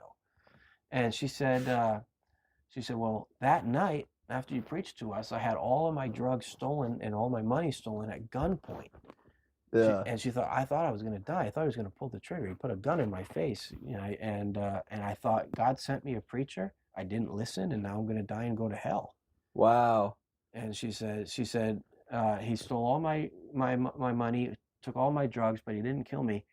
And I called the guy I was working for, and he said, "Well, it's no problem. I'll come bring you some more." And she said, "I used that as my opportunity to get out." And I said, "No, I don't want any more. I'm done. I'm out." And she said, "I went home to my mother." And her mother had been, I guess, raised her in a Baptist church. Mm-hmm. She was in rebellion to her religious the light upbringing. that she had. Yeah. And she said, "God is, I read my Bible every day. I go to church with my mother." She said, "My life has changed so much. Nice. DCF wants to give me my children." What? She had two just children within 3 months. That's crazy. She had 2 children that were taken away from her. Now she's clean and sober and doing so well that they want to give her children. Wow, that's amazing. And I was like, praise God. That's awesome. And so families are being restored. Drug dealers are repenting. And I want you, just for a second, if you thought, if you just told them, God loves you just the way you are, and she wouldn't have been convicted. She would have thought she might have gone to heaven. But she saw the dichotomy of I am not in his side, and I need to be right with him. And because I didn't get saved that way, and that's the thing. A lot of kids are growing up just in youth group and Sunday school, and all they're taught is this mamby-pamby childhood Christianity. Yeah, Jesus loves me. And it's appropriate sometimes, but if that's the only vision that you see. But when they, if you read the Bible, it's a lot more aggressive than that. Absolutely. And I was an aggressive person before I got saved. I got saved by a hellfire preacher who came to our prison when we were locked up, and he told me he shared his testimony. I remember that he used to be an inmate at Whaley Avenue in the adult wing. And then he got saved and born again. And so I remember hearing his testimony, thinking, man, that's what I need, but I don't know how to get what he's got. But I got saved through a hellfire preacher. It's interesting, though. I was invited to speak at a church in Kansas City to teach evangelism. They wanted me to come and teach, and they're a street preaching church. And then I find out, and they're like, "Where are you from?" I said, "Oh, Connecticut." They're like, "Oh, we're from Connecticut too originally. What part?" And I told them, I started my ministry in New Haven at the New Haven Green. They're like, "We're from New Haven." What? And yeah, that's what they said. And this is a black church. And I told them how I got saved. There was this black preacher that came and preached at Whaley Avenue. And they said, "My cousin used to do that." And I said, "He had a testimony. He got locked up." Like, "Yeah, that sounds like him." I said, "I wonder if that's what it was." So I thought, that's interesting. You guys invited me to Kansas City to come teach your church evangelism. And it's quite possible I got saved by the evangelism of your cousin. That's crazy. How recent was that when they told you that? Just a couple of years ago. Because I remember when you told us I may even never see him again. Yeah, I don't know who the guy was. He never saw me. We never saw each other face to face. I don't know his name. So I got saved, by the seed that he planted. Absolutely. And since 23 years later, I've preached all over the country. I've preached to hundreds of thousands of people, maybe probably millions of people. And when we get to heaven, he's going to share in that reward. Yeah. And we've never even met. It also shows the power of preaching that I heard him from my cell. I wasn't even in the meeting. Yeah. He was just loud and boisterous and sharing his testimony and preaching hellfire. And the Holy Spirit penetrated the walls of that prison and came into my cell and pierced my heart with conviction. And, it just shows the power of proclamation. That's awesome. So when we go out and we preach and we just proclaim it, we're planting seeds. That's why the devil fights it so much. I had been street preaching for about a year, and then suddenly, boom, the cops are arresting me, and, "Oh, you're disturbing the peace. You're offending people." All this unconstitutional And you actually through your own experiences and like it was sharing your faith conference. This is the first time we ever met you. 2013, yeah. Yeah, 10 years ago. Yeah, isn't that crazy? Seeing where time has taken us. You know, what was so crazy is that the advice that you gave was so practical. And that's what I kind of loved about your preaching and the expression of like, you know, different understandings of how to see God's atonement. That was one thing that like always bugged me. I was like, why? But the thing about like dealing with law enforcement, like, you know, if they threaten arrest with you and you have it recorded and you're in the right, just agree to say, okay, I'll leave. And then go back to the police department and say, hey, look, I want to talk. And then my attorney taught me that because originally they said, hey, we will let you go if you promise not to preach. And I was like, forget it. Yeah. They're like, well, then I said, if you let me go, I'll be preaching in 5 minutes. And they're like, well, then you're going to go to jail. And I'm like, been there. You know? I'm like, well, here we go again. Yeah. You know, at least now I'm suffering for right instead of suffering for wrong. Isn't it good? Like, it feels good when you suffer for right. Yeah. So they brought me to jail and I witnessed to the guy I was in the cell with. And then they tried to book me out. They're all right, you can go now. And I'm like, no, can I get 5 more minutes? I'm talking to this guy, you know?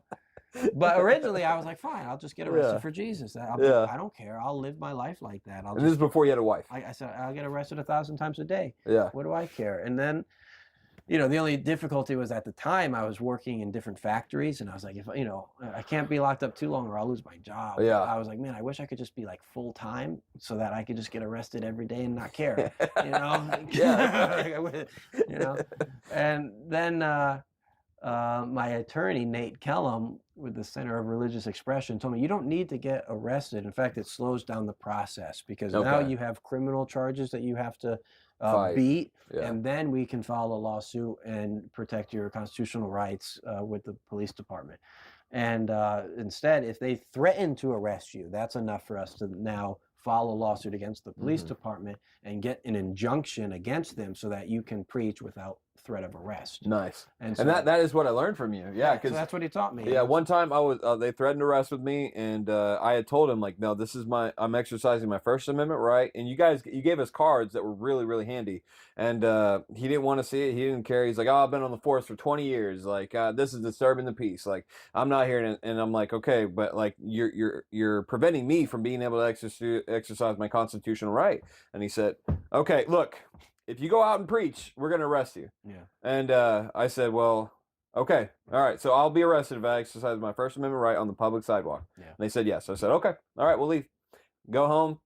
A week later, maybe 2 weeks later, I go to the police department, and I tell them first I wanted to, file a complaint. And she just looked like she was going to drag her feet. She's like, okay. And then I said, I'm thinking about possibly bringing a lawsuit to this police station for preventing me from being able to exercise my constitutional right. Man, her eyes got super wide. She's like, hold on 1 second. All of a sudden, you got the watch commander of that officer come out, and I don't know if it was somebody from the legal team, and they're holding the voice recorder, and they're like, oh, Sebastian, we're very familiar with what happened to us, and we already instructed our police officer. He was in the wrong. We apologize that he did that and all this stuff.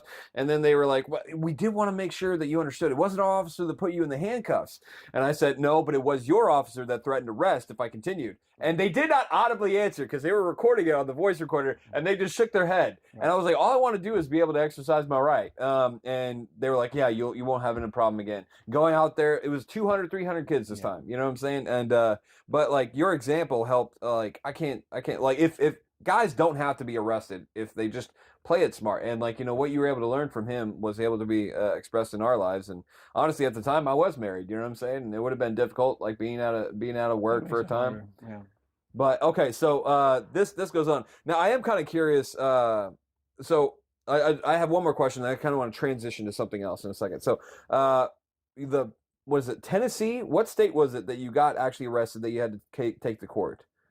Because a lot of people think that you make money. They have this wrong idea in your head. So there was a campus police officer getting arrested or or lawsuits. Because I've been arrested in Connecticut. I was arrested in Florida. I was arrested in Alabama. There was one that in Texas. You took to the court and you had to actually show, and you won, and you were awarded some money. Well, I've never gotten any significant money. So no, it's not significant. That's the thing people misunderstand. We did a free speech lawsuit in Connecticut against the New Haven Police Department. Okay.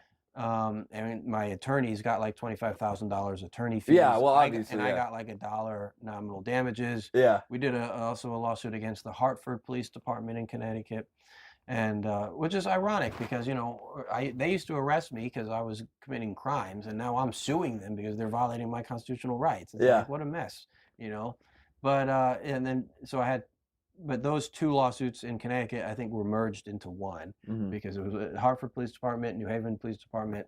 Somehow in the court system, they were able to merge it. And you got a big check from that. It was a whole $1, something like that. You only get $1 nominal damages, except I did a lawsuit against the police department in Shreveport, Louisiana, because they wouldn't let me preach on the city street in front of the casino. Oh, yeah? Come to find out, the chief of police used to be the head of security at the casino. Oh, so there's a conflict of interest. So, they're protecting the casino. It's a big tax revenue for them. And they didn't want me preaching and deterring people from losing their money in the casino. And I'm out there preaching on a bullhorn. You can't spell casino without the word sin. Yeah, there you go. There you go. And people are thinking, I never thought about gambling being a sin, and they were worried I was going to deter their people. So the cops came like, oh no, this is all casino property, you can't be here. Total lies. Yeah. And they couldn't even agree on the boundary. I asked for a superior, and the superior was like, no, you had to go even further than the other guy had told me, or vice versa. But they couldn't even agree on the boundary. But it was a challenging lawsuit. But that judge wanted to make a statement and awarded me $10. Oh, big money, man! That's where you got your first house, right? But those checks, huh? But normally, it's nominal damages is $1. That's standard. Nominal damages is $1. But a lot of people, but she was, that $10 is her making a pretty big statement that this was pretty egregious to her.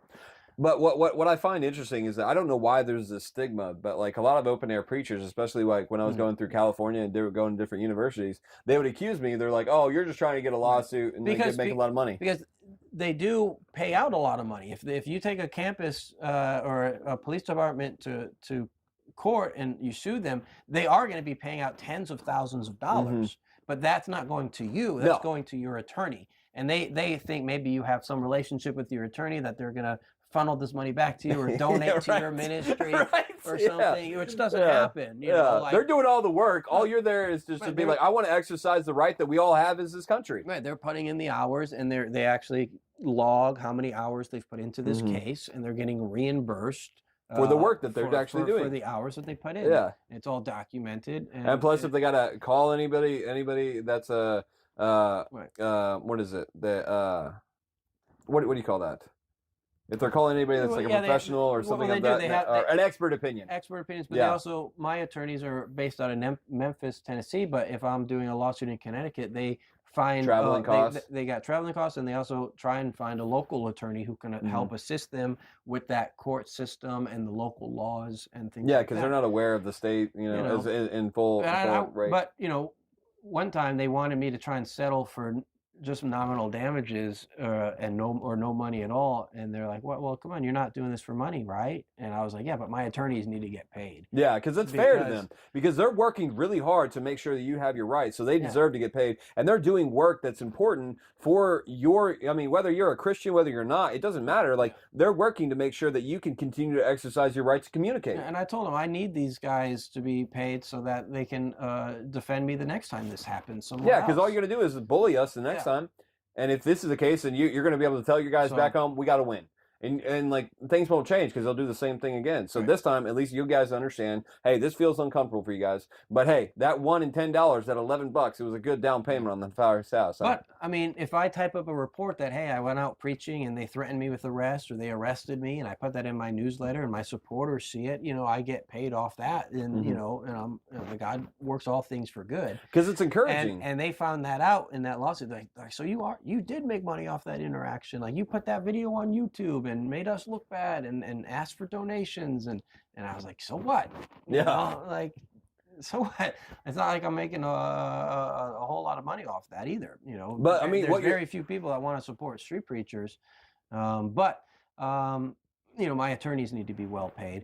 And but even the supporters of we're not trying the accusations that we're trying to get a lawsuit as if that's the way we're getting paid. And that's not people, true. We are accuse me trying of to that. preach. Yeah. and we're trying to win souls, and we have financial supporters that can help us to pay our bills so that we can afford to travel and preach. But our income does not come through lawsuits. In fact, I don't even those checks that I get for $1 or that big one I got for $10. I put those in my scrapbook. I don't even cash them. Yeah. You know, it's just I would rather have the check than to have the dollar. I'd rather frame the check because it's much more significant, the check, than the actual money. Because what are you going to do with the dollar? Like, right. What can you even buy in this inflation time era with the dollar? So I don't even cash the nominal damage check. Now, if you if you can show that that false arrest somehow hurt your business, maybe you lost clients or you couldn't work or something, then you can claim loss of income, you know. But when you're dedicated to the ministry, it's like. But I don't. I've never been able to claim any type of damages other than nominal damages. Yeah. Of I tried to preach and they wouldn't let me, so that's considered a nominal damage. So I want to kind of change to a different tire on this car. So what motivated you to get okay, before I go there, what mentors early on in your faith, because you talked about the preacher that you never got to meet before and he cast that seed on you, then you talk about that Christian counselor that would just so happen to be in the right place at the right time to kind of give you the watering that you needed to be able to make that really sprout up. And then going forward, you talk about that black church that you're going to, real high energy. But who would you consider mentors that really kind of helped you in the way to understand what you understand nowadays? Yeah, well, definitely Ray Comfort's materials. Who was the open air preacher, real quick? I just that you said was on the campus that you reached out to that that was John Duncan. Duncan. Yeah, so Ray Comfort's materials really helped mentor me indirectly. You know, I didn't. It's crazy. Who's already dead by that time, right? Ray Comfort? Oh, not Ray Comfort. I was thinking Leonard Ravenhill. Sorry, my bad. I think I'm jumping the gun there. But Ray Comfort, Ray Comfort. Yeah. And then John Duncan, definitely, you know, what my phone calls with him, inspiration for, you know, the pivots of my ministry. You worked with Ray Comfort for a while, didn't you? I worked for a sister ministry of his. Okay. So I didn't work. He knew you when I asked him about you. Yeah, well, he said good things. He used to pass out my my sermons to people when he first. But that was back when I was a teenager. He's like, man, listen to this teenager preach. Yeah. He would pass out my CDs. But I know he doesn't like my shock and awe preaching. That he does the money trivia and the magic tricks. But he'll do fake funerals, which I think is shock and awe. Like if you're going to do a fake funeral in public, that's pretty shocking. A dead corpse. I kind of want. Me and Steve were talking about trying to do that. A dead corpse laying in the street. I tried that once in Connecticut. I had a mannequin with a sheet over it, and people, because we're in the inner city, people thought someone got shot. So people are calling the cops. The cops show up and they're like, "What's going on? You can't do this." They're like, "You're disturbing the peace," because people think that there was a shooting. And you can't do that. So, well, I hope if we ever do get to do a tour together, like, you know, like if we have enough guys, that we could do that. I really feel like that, really, because like the whole skull thing, I've done that before. You know what I'm saying? All I had was a dead corpse. I didn't have any pallbearers or anything. But I think that's a shock and awe method. And but so there's differences with me and Ray. But my first actual face-to-face personal mentor is Ron Luce. And Ron Luce used to... Who's Ron Luce? Ron Luce started a ministry called Teen Mania Ministries. And they did these youth events all over the country called Acquire the Fire. Okay. And so they would rent out these stadiums and they would do these youth events where all the local youth groups in Memphis or all the local youth groups in Minnesota would come to this stadium, and they would have Newsboys and the Grits and all these. This is the first time I'm hearing about this guy. Oh yeah, and even this ministry. Oh yeah, I think I've heard it, but I've never really. And then you'd have these big name speakers. Franklin Graham would speak. Kirk Cameron always wanted to speak there, but I don't think he ever did. But I did connect him with Ron. And so Ron started this youth ministry that had these Acquire the Fire youth events. Then youth would sign up for summer mission trips. Yeah. And then the ministry in the summertime would facilitate mission trips all over Peru and Europe and Amsterdam. I mean, they were so Acquire the Fire wasn't just a term. Like they were really trying to get the fire out there. Yeah. So Ron originally wanted to be a missionary, and he went over to India, and him and his wife, and I think they spent 6 months or a year over there. But then God called him back to America, to the youth of America, to get them on the mission field. So he started these youth events called Acquire the Fire. I think it originally started, they were beach bashes is what they were. So they were like events on the beach. There's a youth event. But the whole idea was to try and get kids on the mission field. Yeah. And then he bought the old Last Days campus. Last Days was Keith Green's ministry. Okay. So when Keith died, Melody Green sold the property to Teen Mania Ministries for Ron Luce is, mission trips and youth events. So I flew to Texas originally when I was 17 years old to be a part of Teen Mania in Texas. That's what. So you heard what they were doing, and so you wanted to be a part of their group. Yeah, the old campus is right down the street from my house. That's what brought me to that area where we live in East Texas. And so Ron has this internship. So now interns are the staff that are calling people, inviting them to Acquire the Fire, and calling people, inviting them onto the mission field. Yeah. And so I was a part of the call center, and I was calling up kids, trying recruiting. They said at Acquire the Fire they were interested in summer mission trips, and now we're following up. Or they were alumni who had already done mission trips. And how old are you were at this inviting time? them back. I was 17, then I turned 18. And so I was a alumni missionary recruiter every day, just making phone calls, calling past missionaries and seeing if they want to come back. And I'd be preaching, what, you want to spend your summer playing video games? Are you kidding me? You got people going to hell and you want to play video games this summer? You need to get on the mission field. You know?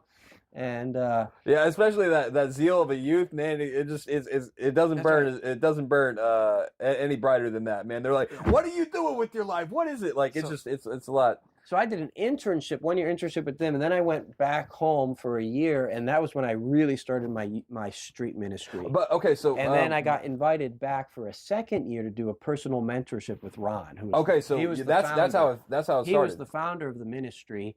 He took 10 guys under his wing, roughly once a year. Sometimes he went a few years without it. It was a program called the Fellowship of the Burning Hearts, and so that was his personal mentorship program. And I wanted to be a part of that. At the time, though, I was, I started my street ministry. I was preaching every day on the street. Churches started inviting me, other people. I started actually flying around the country, preaching in churches.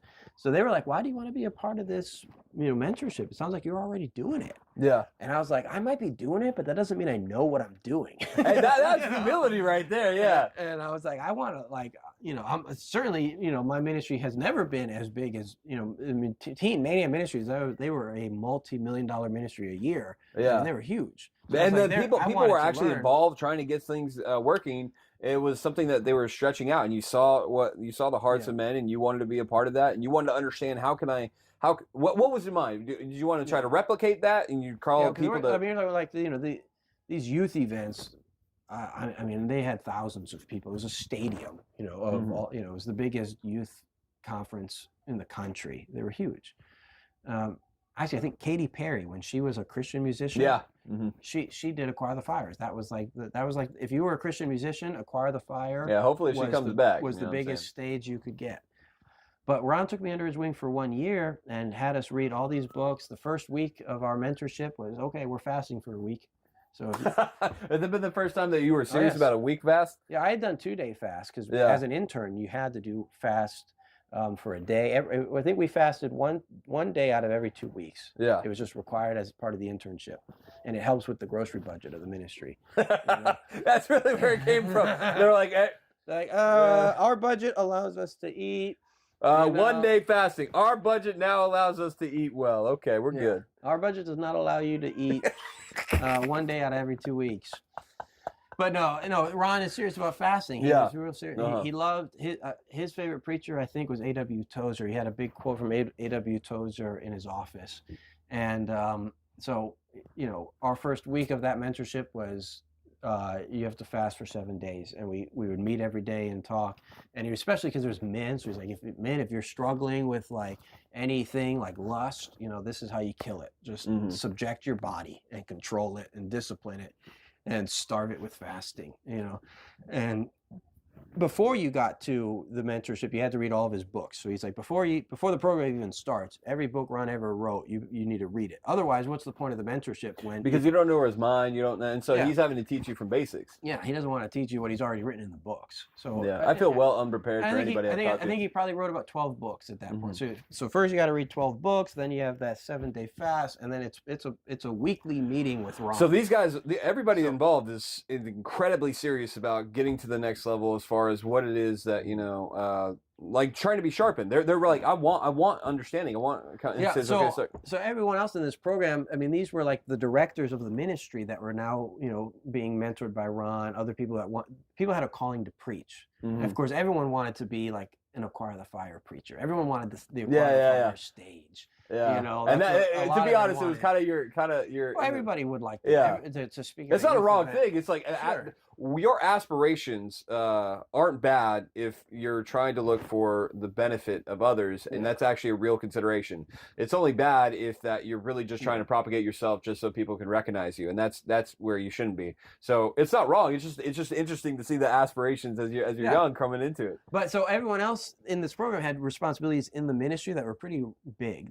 Some of them were directors of different departments and things. And when I came back for my second year, they're like, so what do you want to do in the ministry? Like, you know, as a work placement. And I was like, they gave me a list and like different things that were like, you know, the assistant of so-and-so, who's like a big guy in the ministry. And I'm like, I don't know if I'm good at that. Or like the VIP liaison, you know, to handle all the speakers. Oh, VIP, that's a trigger word right there. Like, woo! That sounds good, but I don't know if I'm qualified. I'm just like, you know, at that point I was a 19-year-old kid and I just didn't have a lot of skills. I dropped out of high school and started working in factories at 16. Yeah. But then I was like, what about the guard booth, night shift? Yeah. And they're like, that's not a second year program. That's like a first year ministry placement. But you felt you could handle it with and I was like, no, I really want it. I want night shift security guard at the booth. And they're like, I got special approval that year for me to do it. And now all the books that Ron wants us to read, I'm reading. You had the time to do it. I'm reading night shift at the guard booth. So I could write all my sermons. You're supposed to listen to at least a sermon a day.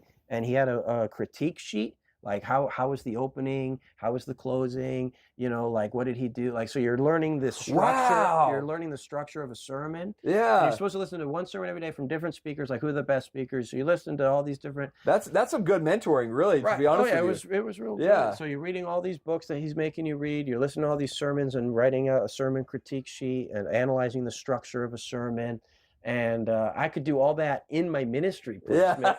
Whereas the other guys are running ministry departments. Oh man! And then on their free time, they're trying to read these books and listen to sermons. Everyone was so jealous. When I was like, oh yeah, I do. But you didn't even intend for that. You just felt like I feel I can confidently do this job. Like, that's interesting. But I had my website, openeroutreach.com, and I was getting invites to speak at places. I was the most active traveling preacher in the group. And one time Ron was like, man, you're traveling and preaching more than I am. Ron's like, I have to have a whole call center, you know, to put my meetings together, and people are just flying you out. But he was always very supportive. He told me, I'm your biggest cheerleader. And I'm like, that's weird, Ron. Yeah. You know, but he has such a great heart for young preachers. And even now, he still mentors me. If I'm like, Ron, I'm having a hard time, I'm thinking about quitting or whatever. Yeah. And you know, he'll sit down, we'll have coffee together. You know, this is 20 years later. Yeah. And he's still available. Yeah. You know. And but my wife, Krista, she worked in the ministry.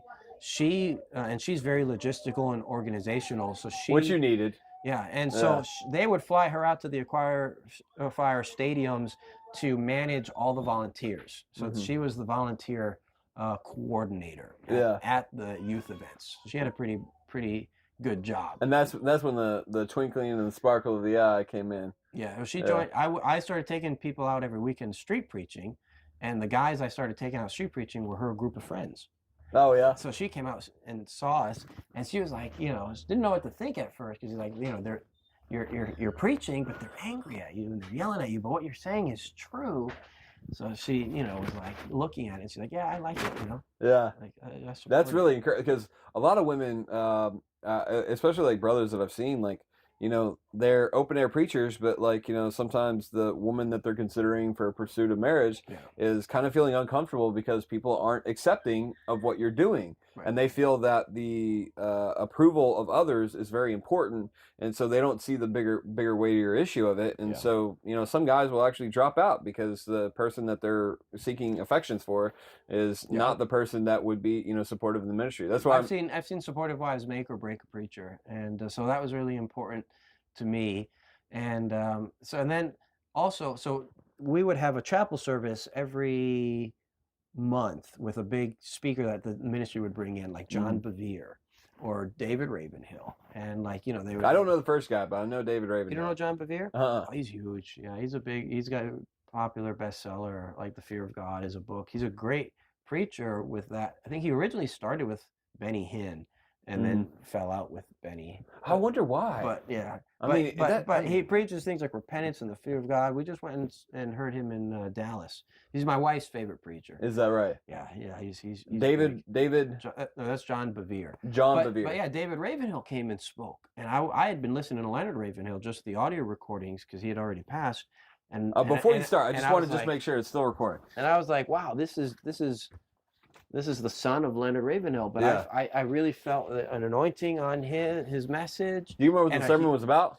Yeah, he preached about the water pots that were used, at the wedding, and how these were just simple, ordinary water pots in the corner. But I mean, they had this honor of being used for the first miracle. That is interesting. The first miracle of Jesus. That is interesting. And so how God can, and it was about, God can use these ordinary people, to do, and you want to be just one of those water pots, and it's one of those types of sermons where you just take kind of like an obscure scripture, kind of an obscure thing nobody ever thought about, and bring like some fresh revelation through it. And I was like, that. It was a very humble sermon too. He was a very humble man. But I found out he lived in the neighborhood. And I looked him up on the phone book, and I called him, and I started going out and visiting him in Leonard's old library, because he had his father's old house. And I was being mentored now by Ron Luce and mentored by David. I told David at the time that I was being mentored by Ron, but he didn't know that I was actually being mentored by Ron. He just thought you were being... He thought I was an intern at the ministry like everyone else was. And he found out years later, I know I was in actual mentorship with Ron. Yeah. And then I was being mentored by David now too. But I approached it like, I don't want to just come and pick your brain. I sat him down for an interview, but I was like, do you need anything? And he was like, well, the garage needs to get painted. So I got a bunch of the interns from Team Mania to come, and we painted his garage for him, And in fact, he told me John Bevere, when he was a kid, was part of David's Sunday school when David was teaching Sunday school. Is that right? So John Bevere, who was a big name preacher, he was Ron's best friend at the time. He sat under David as well. So God put people in my life, and then I started asking David theological questions, and he said, "Oh, you need to meet my friend Winky." So okay, the theological, like what? Obviously, like I think all of us, we weren't even thinking theology when we got saved. We just wanted people to experience Right. this. Yeah, I wasn't thinking theology, but I started wondering, why do babies die? That was my question. So that's what triggered your head. Like, you had already accepted the faith, you were walking in the faith, you were sharing it, and then you just had this like thing that wasn't reconcilable in your head, and you're wanting a deeper understanding than just I understood. So the there's the position that babies were I knew that there was the teaching that babies are dying as a punishment for Adam's sin, and that didn't seem to sit right with my spirit. I'm like, why babies are being punished for Adam's sin? I was like, that doesn't sound right. And then I knew about this Pelagian position, supposedly. Well, who called you a Pelagian first? I don't know how I heard about it, but I knew that position was that death was natural, and that babies would die even if Adam didn't sin. Which and I was like, that doesn't sound right either. But that's not even what he taught. But And I was like, so there's these two. So I was asking David. I'm like, well, one says babies die as a punishment for Adam's sin, another says babies die as it's natural and normal, and that doesn't sound right either. I'm like, and he's like, you need my friend Winky. Winky's been studying this stuff for years, and he has it all down. And I had never heard of Winky before, but Winky had published a book called Youth Aflame, and that made him very useful in YWAM, Youth with a Mission, because it became a manual for youth training. So Winky was a very popular YWAM teacher, traveling, preaching at different bases, and then other great books that were used. And he was the best friend of David Ravenhill as they were growing up, and they would go to Leonard. Well, not as growing up. No. Oh, okay. No, he was David Ravenhill's best friend. He was his best man at his wedding. He was a contemporary of Leonard Ravenhill. Leonard even mentions Winky in one of his sermons about this. You know, if you have any questions, ask Winky. He's a bookworm. You know, because Winky has this huge library. Dude, I mean, like if you hear the guy talk just on regular conversation, he's always pointing you to a book here, a book there. Winky was Keith Green's mentor. Oh, is that right? Yeah, and he's one. You don't hear about this. Winky, you know what I'm saying? Winky. I think I even heard like he was considered like kind of like a co-founder of Last Days Ministry and the Last Days newsletter. He's the one who turned Keith on to Charles Finney. He gave Keith Green his first collection of Finney books, and Last Days was really big in promoting Finney in their Last Days newsletter. Mm-hmm. And so Keith Green was mentored by Leonard Ravenhill and Winky Pratney. Yeah. And so David didn't know Winky growing up because David, you know, it was like his father's friend. Yeah. You know, but they were closer in age. Leonard was older than Winky, and they became good friends, and was his best man at his wedding. So David, he turned me on to Winky. I went over to talk to Winky and started asking him theological questions, and he gave me the Truth Manual with Gordon Olson, and then I heard through John Duncan about Jed Smock. So I was talking to Jed Smock on the phone, and he said he was coming through campuses in Texas. Mm-hmm. So a bunch of interns from Team Mania that I brought down to Austin, we went and saw Jed preach at UT Austin, you know, on Guadalupe Street. And I loved it. He had these banners and he was preaching. He drew a crowd. Didn't do any money trivia or magic tricks. It was just drawing a crowd with preaching. So that was the first time that you had actually seen that done without... In person, yeah. Yeah. That was the first time I had ever seen it done in person. So Jed Smock was the first one that you saw in person, not online. And I analyzed what he did, because I learned how to analyze sermons with Ron. Ron taught us to do that. So I'm watching Jed preach. I'm like, how's he opening? How's he ending? What's the middle? And how's he drawing this crowd? And I already realized he's preaching until he gets a heckler, and then he engages that heckler until he gets a crowd, and he starts with these controversial one-liners to try and get a little heckler. And I analyzed everything he was doing, and then I visit Jed at his house. He invited me to go visit him at his house. Later I realized he was hoping, because I was a young preacher, maybe I might marry one of his daughters. Oh yeah, he kind of did that with some women. That's what I never met the guy personally, but like that's what I heard. That was kind of after I joined him on campus. And he realized I loved him and his ministry. He's like, you should come to visit our family. You know? Hey, he was thinking about his family though, right? Yeah, but at the time I was already courting my wife, Krista, because I had been taking her friends out street preaching, and we were courting, and.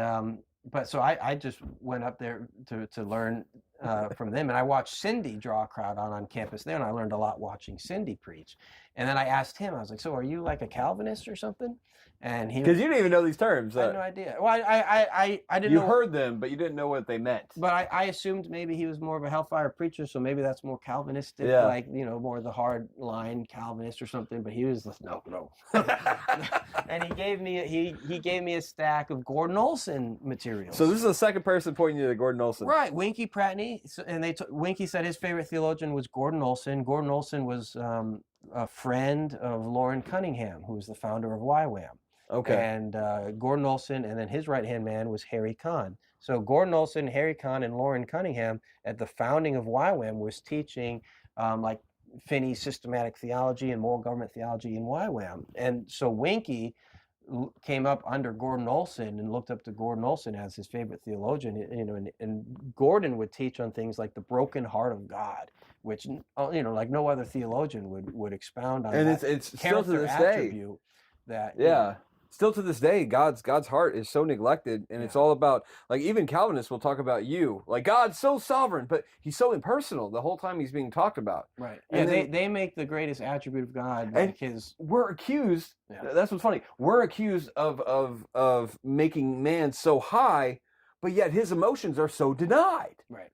And yet we're talking about the emotions of God and how that he's not getting what he deserves and he's not getting the joy that he should have. Instead, we're giving it in place of where joy should be. We're giving him pain and anguish and all this other stuff. I think they're preaching a philosophical God, and we're preaching and we're elevating God. We're preaching the personal God of the Bible. But so I thought, wow, so here Winky Pratney is pointing me toward Gordon Olson and Moral Government Theology and Charles Finney, and then Jed Smock is pointing me. He gave me the same books. And I realized that, Jed and Winky, they knew each other. Winky had Jed's book in his library, and they had spoken at some of the same... What was that book called? Who Will Rise Up? Yeah. And they had spoken at some of the same conferences, and they knew each other, and they were part of the same theological camp. And so now I had, Ron Luce was mentoring me, David Ravenhill was mentoring me, Winky Pratney was mentoring me in somewhat, because I would call him and ask him questions, and I was like, hey, they say that we can inherit sin, but I was reading in this book, they say we can't inherit righteousness. I'm like, that doesn't make any sense. He's like, yeah, they're contradictory. I'm like, yeah, I mean, if we could inherit the sin of Adam, why don't we inherit the righteousness of Noah? Yeah. That doesn't make, and it doesn't. And so like Winky was there for me when I had questions, and he would have me over for smoothies at his house, and Winky introduced me to different people. I wrote a book on free will. He was traveling around telling people about this, young, 20-something-year-old who wrote this theological book on, it was almost 700 pages on free will. And so Winky spoke very highly of me to different pastors that he was, promoting. And like, that's how I met the Chi Alpha guys, that they said Winky came and spoke, and one of them asked about like some street preaching, and he's, oh, you need to meet my friend Jesse. Yeah. So I got introduced to them as Winky's friend. So they always, thought very well of me because they're like, this is Winky's friend, So early on, God really connected me with some high, big name preachers, and that did open up some doors. Like David Ravenhill, Ron Luce, Winky Pratney, and then Jed Smock, and these were the big influences that really shaped my ministry. And Leonard Ravenhill, but he had already passed. And like, I mean, what's crazy is that Winky Pratney said, I think a recent video, but he was talking about like Leonard Ravenhill didn't think he ever got a revival, but I mean, you, me, and like a whole bunch of other people, like we're really fruits of that revival that he didn't ever get to see, because like honestly, like men that wanted more, and I still hear today, people get inspired by the shocking youth message from Paul Washer. But then all of a sudden they get turned on to Leonard Ravenhill, and then they understand prayer is important. They understand God, like, to honor God, to glorify him, to not screw around with sin, eternity. And so it's still impacting people well past his age in the 90s. Yeah, when I was reading Leonard's books as a new convert, I mean, I just felt the unction and anointing of God. You could tell the man prayed. It was interesting. I was at the dentist office in Connecticut, and I was reading a Leonard Ravenhill book, and I was just feeling the presence of God and the anointing of God, and God's preparing me for my street ministry. And I go up to the counter, because they call my name, and the lady there was like, what are you reading? And I was like, oh, Why Revival Tarries. So is that a religious book? And I said, it is. I said, how do you know? Like, I thought, are you familiar with it? Do you know who Leonard is? Yeah. And she's like, no, I could just tell, because I could just feel the presence of God all over you as you were just sitting there. And I was like, oh. I said, what church do you go to?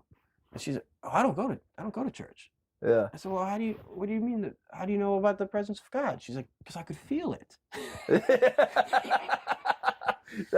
I was just like, I can't believe that. I'm just sitting. If that's not an endorsement for a book, then I don't know what is. Sitting in the lobby of the dentist reading Leonard Ravenhill. I feel the presence of God over me, and she feels it too. Yeah. And she's not even a Christian who goes to church. Yeah. She's just like, you're reading a religious book, aren't you? Because I could feel the presence of God all over you. That's awesome. Wow, that was something. There's a guy, I don't know if I told you this before, but over there in when I lived out there in Tyler, because apparently he had a ministry over there for a time. I don't know if he got familiar with some of the preachers around the area, but there was a pastor by the name of Brother Purdy. And he said when he was younger, he said that he remembered going to this prayer group at somebody's like house or apartment or something like that. And there was this man just praying, and he was getting irritated by him. He's like, oh man, this guy's praying forever. And then I guess his wife was with him, and then he ended up falling asleep. No, that was Leonard, huh? And then he woke up, and the guy's still praying. He got mad. He's like, okay, we're leaving. He didn't know who Leonard Ravenhill was. He didn't even but later on he found out who he was, and he had gotten closer to God as time had time to, continue to go forward. And it breaks him to tears still to this day when he tells you the story. And he just, he cries because he realized that he just wasn't in the right headspace. Right. And, but you know what the man does? He has a office area and he has a couch and he makes sure to pray every single day. Yeah. And the thing is that the only reason that Leonard Ravenhill is able to be in that place to impact us years after is because of the time he spent in prayer. You could feel even through his messages, it's just like he's reaching past the time frame and he's able to reach into hearts still to this day. He reached into my heart. He reached into your heart. He's reaching to so many men because there's something that goes beyond just the head knowledge. It was the presence of God that he was there and that his words, were speaking, and that you could feel the presence of God reaching in your heart, changing the way you think, the way you act, the way you reflect. And he said a preacher who doesn't pray 3 hours a day is not worth a dime a dozen. But Leonard himself would pray, at times maybe 6 hours a day. But in his later years, he was praying like 8 to 12 hours a day. That's crazy. I can't I'm put to shame with that for sure. But he really liked the book Praying Hyde, and you read Praying Hyde. Who's Praying Hyde? You don't know that book? I'm telling you, man, you're sharing a lot of names that I haven't heard. That's why I like hearing this. Praying Hyde. Well, and David Brainerd, all these great. Yeah, David Brainerd. Leonard was really inspired by these intercessors before him who also prayed just hours and hours a day, like Praying Hyde and David Brainerd. And so that really influenced me as a brand new preacher, that I needed to spend quality time in prayer. And so I was always sneaking off, trying to get alone with God in prayer, and waking up early to pray or staying up late and praying, and that was huge. That was, and that's when you really connect with the Spirit of God, and you get anointed. I think the anointing is nothing more than just the presence of God being on you. And if you're never in His presence, then you can't expect anything. Yeah. And people what was the expression he used? By seeking Him. People make a 10-cent prayer and they expect like something payout. I remember him saying something like that. They expect like a $1,000 payout for a 10 cents thing, and they wonder why their ministry isn't doing anything. Yeah. Not money wise, but the reaction of people in the hearts of where you're preaching. And so, but yeah, so Leonard was, like I said, Leonard was a mentor to Keith Green. Keith Green's ministry, Last Days Ministry, sold to Teen Mania. So I'm at Teen Mania as an intern. This was when I was 17. Yeah. And there was a website back then called Fire on the Altar. And Fire on the Altar would take these great preachers and take their audio clips and put them to like music. And that's where you get things like the Martyr's Prayer was a big one. And then the Revival Hymn was another one. Revival Hymn, I do have that on a CD. Yeah. And and so like, when you're like, a teenager listening to your headphones, and now I'm a Christian, so I'm finding cool things to listen to. I'm like the Revival Hymn and the Martyr's Prayer. Yeah. And I would hear this preacher, and I was like, who is that one? And I'd look at the names, and that's Leonard Ravenhill. And I was like, this guy is on fire. Yeah, yeah. I was like, that's the guy. I was like, I want to find out what church he pastors, and I want to go hear him. Yeah. And then so I that happened when I was at Teen Mania. I said, I'm going to go to his church and listen to him. The next day, my small group leader says, we're going to go for a walk for today's meeting. So we go for a walk to the Garden Valley Cemetery. Mm-hmm. And then he says, now in that corner over there, Keith Green and Leonard Ravenhill are buried. And I said, Leonard Ravenhill? I said, that dude is dead? Oh, yeah. And I had no idea, because I had just heard that name the day before. And I said, I want to go to his church. That preaching is amazing. Mm-hmm. And now... And he was preaching about eternity. I remember exactly what he was saying. Yeah. Like we're all going to stand there in eternity, and we're going to be judged. Awesome it was the great white throne and the judgment seat of Christ. And in Malachi it says that God is a book of remembrance, and I think it would do you good if every night before you go to bed you ask God, what did you put in your book for today for my life? Yeah. It was just like this powerful preaching on eternity.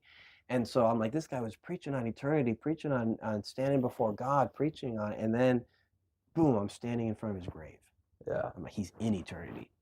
Like his race is over. And I was like, everything that he was preaching, it just made everything he was preaching all more real, that life is but a vapor. And that's what another thing he was preaching. He's like, life is but a vapor. You're here today and you're gone tomorrow. And it really I thought he was alive, and I was going to go to his church. And then, boom, I'm reading Leonard Ravenhill on the tombstone. What else did it say on the tomb? Yeah, are the things you're living for are worth Christ dying for? Yeah. And Leonard was a street preacher. And when I heard that, like, okay, so me and Steven, a friend of mine, well, he's on the podcast, but he's not here today. But what's crazy is that so we did open air preaching. We were inspired by what is it?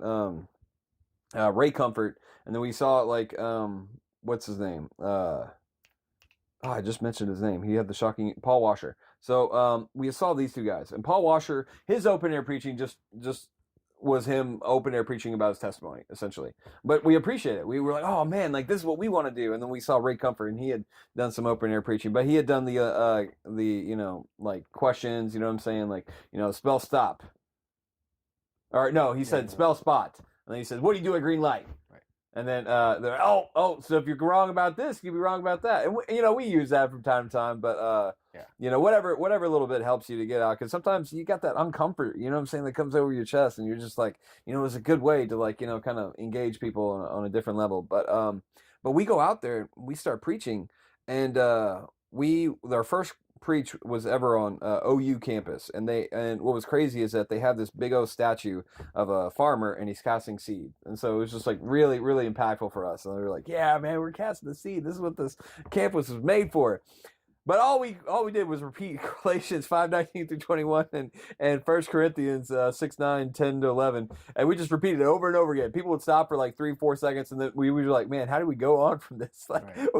we didn't have any experience. We didn't know, because we didn't see anybody else. And that's when we stumbled upon videos of you, and man, we consumed your content like crazy. We were just like, oh man, this guy is awesome. Like, let's try to do that. Yeah. And it had just been after we had been kicked out of a church because we had theological differences. We didn't believe in once saved, always saved. But those brothers, I mean, honestly, they do work, and I won't take that away from them. They showed me how to start children's Bible studies and stuff like that. So I appreciate that. They help, medical care.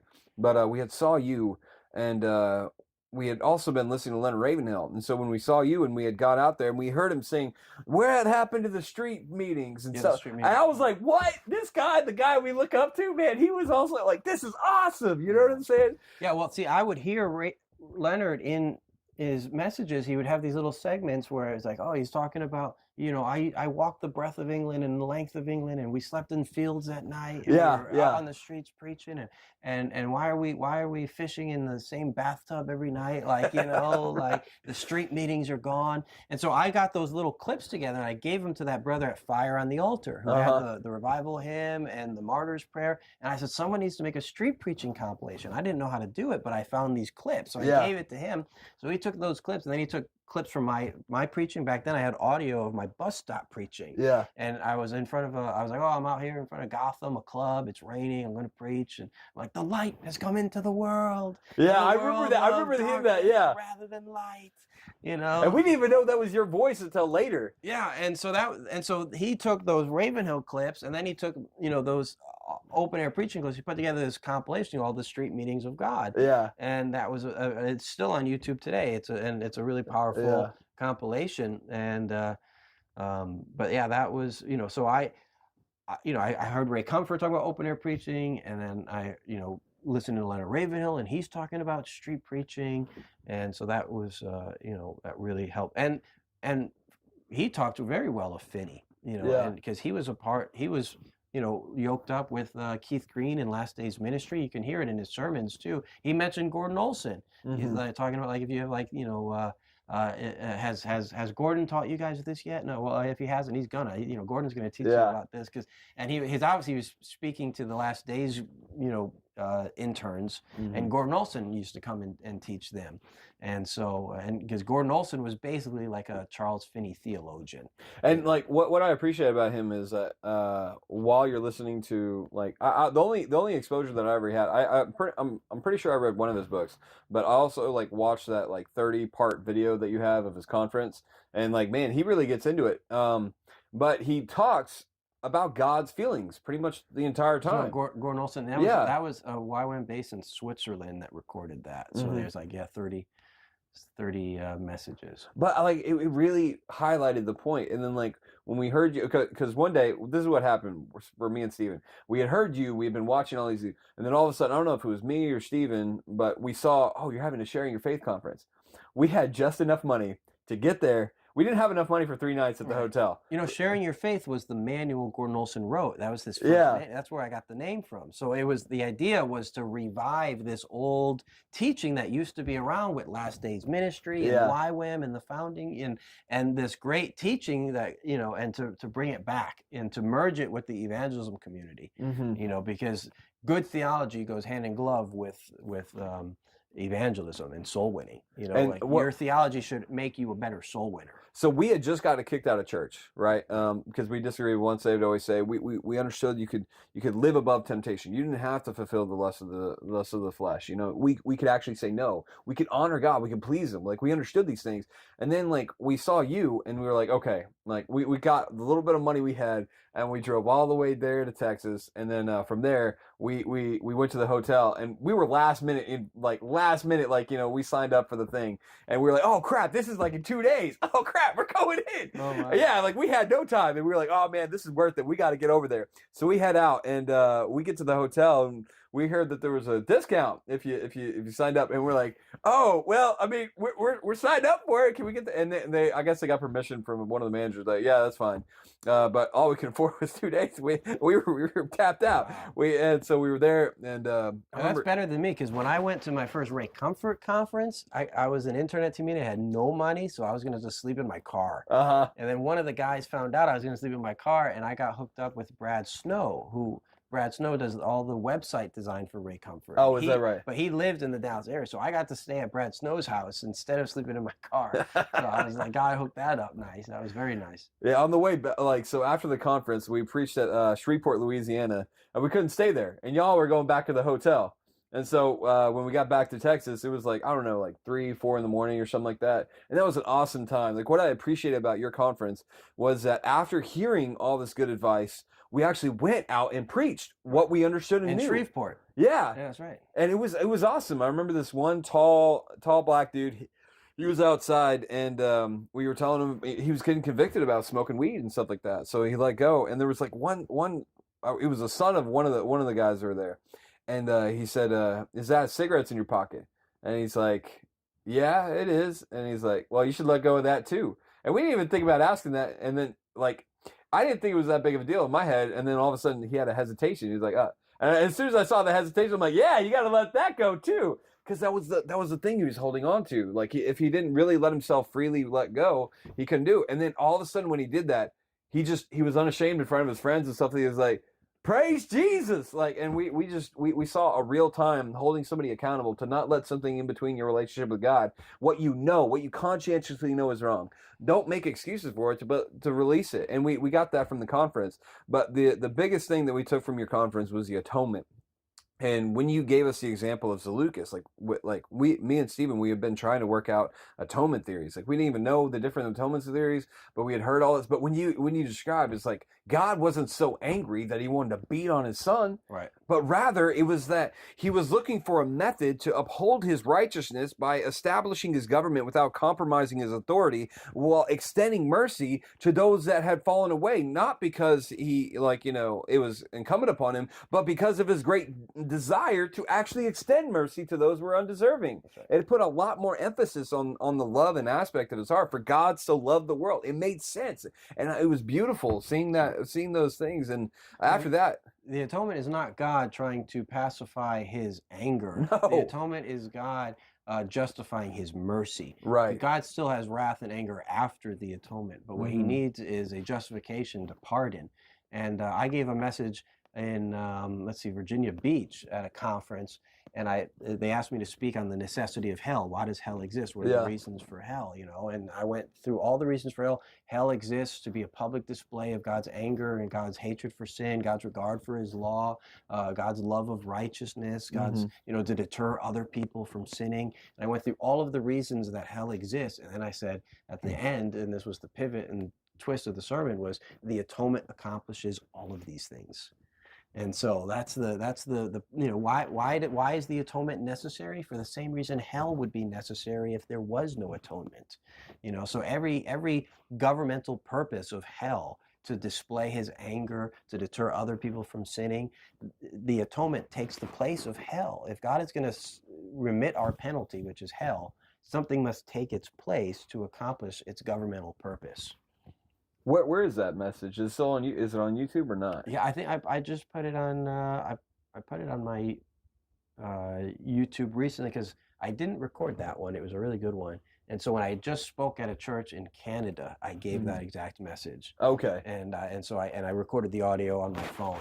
And I kind of stopped recording video because I have like 1,000 videos to get back online. So I'm like, I don't need to create new content until I get the old stuff back up. But I was like, that was a really good sermon. And so I did preach it. And I normally never preach the same sermon twice. It's a thing I do. It's always fresh and new. But I was like, that was a real good one, and I'd like to refine it some more. So I'm glad you did, because now I get to hear it, you know what I'm saying? Yeah, and I thought it was a great way to present the atonement, because people can really understand the purpose of penalty when you're talking about the purpose of hell, and you're like, yeah, that's why, that's why hell needs to be public. That's why. Because like a lot of these other forms of atonement, like everybody brings in substitution. That's like pretty much all staples. I'm saying the atonement substitutes hell. But like in that aspect, like what's the driving force? What is the need for it? Why does God rejoice in it? And then people come up with some wacky ideas. And like for me, I just never felt comfortable with what I was hearing from all these different people. And I was always asking for atonement. And you know what's funny is that I asked somebody, me and this random girl that I went to school with, we were having an argument about atonement. And I couldn't put it in words yet, but like I had just watched your conference and you had posted up the video. And so I sent it to her. And she's like, oh, this guy's in a hotel. I don't need to listen to him. I just thought that was such ignorance. Like you're just your decor is what's preventing you from hearing good substance. Like judge it on the merits of what you hear, not on the thing. But once I realized, like, humility is sometimes oversought because of the way it looks.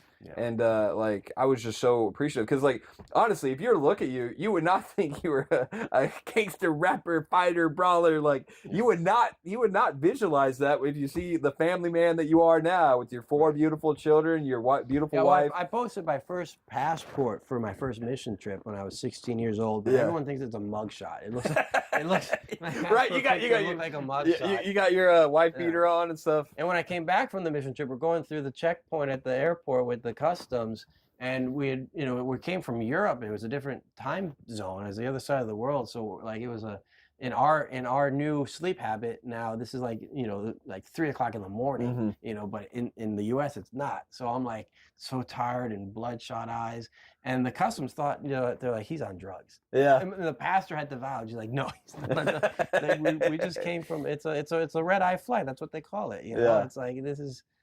He's just really tired. But when the customs guy asked me, he's like, "Are you high?" I just started laughing. I was like, "What?" And that probably made you look for. And that's what. Then he's like, "So why are you laughing?" I was like, "Because I'm not. This is ridiculous." I was like, "I haven't done drugs in a year." Like I got a year of sobriety. I'm good, man. Why are you questioning me? Yeah, that's funny. That's funny. But so. You've come to like throughout this walk. Okay, I guess the last thing I kind of want to touch on that I think is something that I've actually had questions about as an open air preacher, and like having a wife, now having a daughter, you know what I'm saying, is that so how are you able to handle family, ministry, and going forward? Like how are you able to handle it? Because I mean, it is a burden for some of us that like it's obviously not every path is the same way, but just to kind of hear from other brothers, like there needs to be a level of responsibility, like, you know what I'm saying? Yeah, well, whatever you focus on and make a priority gets done. And so you have to juggle between, ministry, work, and family. And you have to allot in your schedule time for that, But some guys are really bad about it. I mean, I've seen... And that's the thing, is that we've been probably more blessed than others, because a lot of times I'm able to work from home. I can write my books at home. I can edit my videos at home. And then when we hit the road, sometimes the family would travel with. I try not to be away from the family for too long. So if I'm traveling solo, I don't want it to be a very long trip. But a lot of times, we're traveling the country as a family. So we actually spend a lot more time together than the typical family gets to. So, rather than being a hindrance to family, ministry has been a blessing to it. But like I will say this is that the fact you're able to have this kind of thing is based off on a really good woman. You know what I'm saying? Because you would not be able to, be as well put together and being able to do the ministry that you are without like, her support. Like she makes up a huge part of your ministry. And Ben Shapiro said that recently too, is like the most important thing is to find a spouse that shares the same values and beliefs as you. And that makes all the difference. So like we're on the same page with raising the kids and what we're teaching the kids and the example that the kids are seeing from both parents. But like attractiveness only goes so far.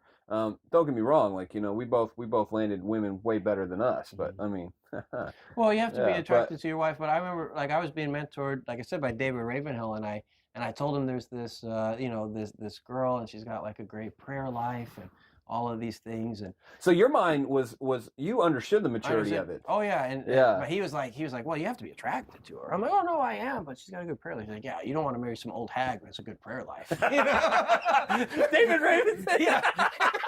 You would not expect that. And I was like, no, she's not like an old hag. Like I think the most important thing is character. You marry someone for their character. That's going to stand the test of time. Because their beauty will fade, and that's when these guys who they marry a pretty girl, and then she gets older and aged, and then they want another young and pretty girl. So they get, and it's stupid. They get and a lot of women feel that their value is found in looks because that's what society tells them. Sure. And they're actually detracted from that. And so what they pursue is only a fleeting vanity, and that's what they try to build themselves over. And so as it becomes harder and harder as time goes on, they feel less and less deserving and less valuable. And that kind of is demonstrated in the way that they treat you, because they're bitter, they're angry because they're not getting it as easy as it was, because when they used to be looked at, now people are passing them over for the person that's coming down the street. But when you find that your character is not found in necessary, or that you're not being appreciated for your looks, but you're being appreciated by the way in which the stands that you make, and you recognize God's heart in other people, you're not caring so much what people see from the outside, but you care about what you leave for the people that are coming in your life. And it makes for that much more of a peace. And so but I just want to give a credit is that you have done a lot of work, and that's why I look up to you as an example. I'm starting off, you know what I'm saying? I was in California for a time, that crazy loony place. I don't know if you heard about, some weird people out there. But anyway, I was over there, and it got expensive. It got hard to live, and I just couldn't keep on affording over. And then I was being brought over here, and now I have an opportunity set before me. And there's so many things I want to do, and I look at your life as an example, and I appreciate that you've paved the way for a lot of street preachers, because honestly, if you didn't do street preaching and all you did was write books, because you have the mind for it, you know what I'm saying? Don't get too popped up, because I'll have to pop that bubble. But I mean, you have a great intellectual mind that has been able to feed a lot of us. And it has been able to grow us, because again, had you not street preached, I don't think I would have ever seen you, known you, recognized you. And because you were in that field and you took that place of that burden, you didn't let it just fizzle out. But you were faithful in there, and you were able to, find a wife, and that wife was able to find you, and you guys came together as one, that you guys were able to do it for so long. Because at the Sharing Your Faith conference, you already had little, your daughter and, your son, and they were as adorable as get out. And then, your wife was there, and she's supporting you, and you could hear in the background, oh, let's get some sandwiches and stuff like that. And it was really encouraging that she had that heart for you. And that's honestly what I was looking for in my wife. Krista was kind of the example that I was hoping for. That I was like, man, I want to find a wife that is supportive, and thankfully our family. I've seen unsupportive wives break their street preaching husband because they're just critical of what they're doing, and especially if they start getting beat up on the street or arrested on the street. Then sometimes the wife leaves. That's crazy. That really has happened. Sometimes the wife leaves the husband because of his ministry. Yeah, and so it can really. You want to make sure when you're choosing a wife, you're choosing the mother of your kids. That she's going to be supportive of your ministry, and you want to fall in love with her character, because there were lots of pretty girlfriends that I had as a sinner, and I'm like, if I'd ever married any of them or got any of them pregnant, we had a kid, they would be the ones, that are now they're alcoholics, or they've been going to the nightclub, out through their 20s and 30s, and it's like they've had abortions. If you get get a girl like that pregnant, she's gonna kill your kid. Possibly, yeah. And it's like you want to fall in love with a woman for her character, share the same beliefs, and make sure she's supportive of your ministry. That's very important.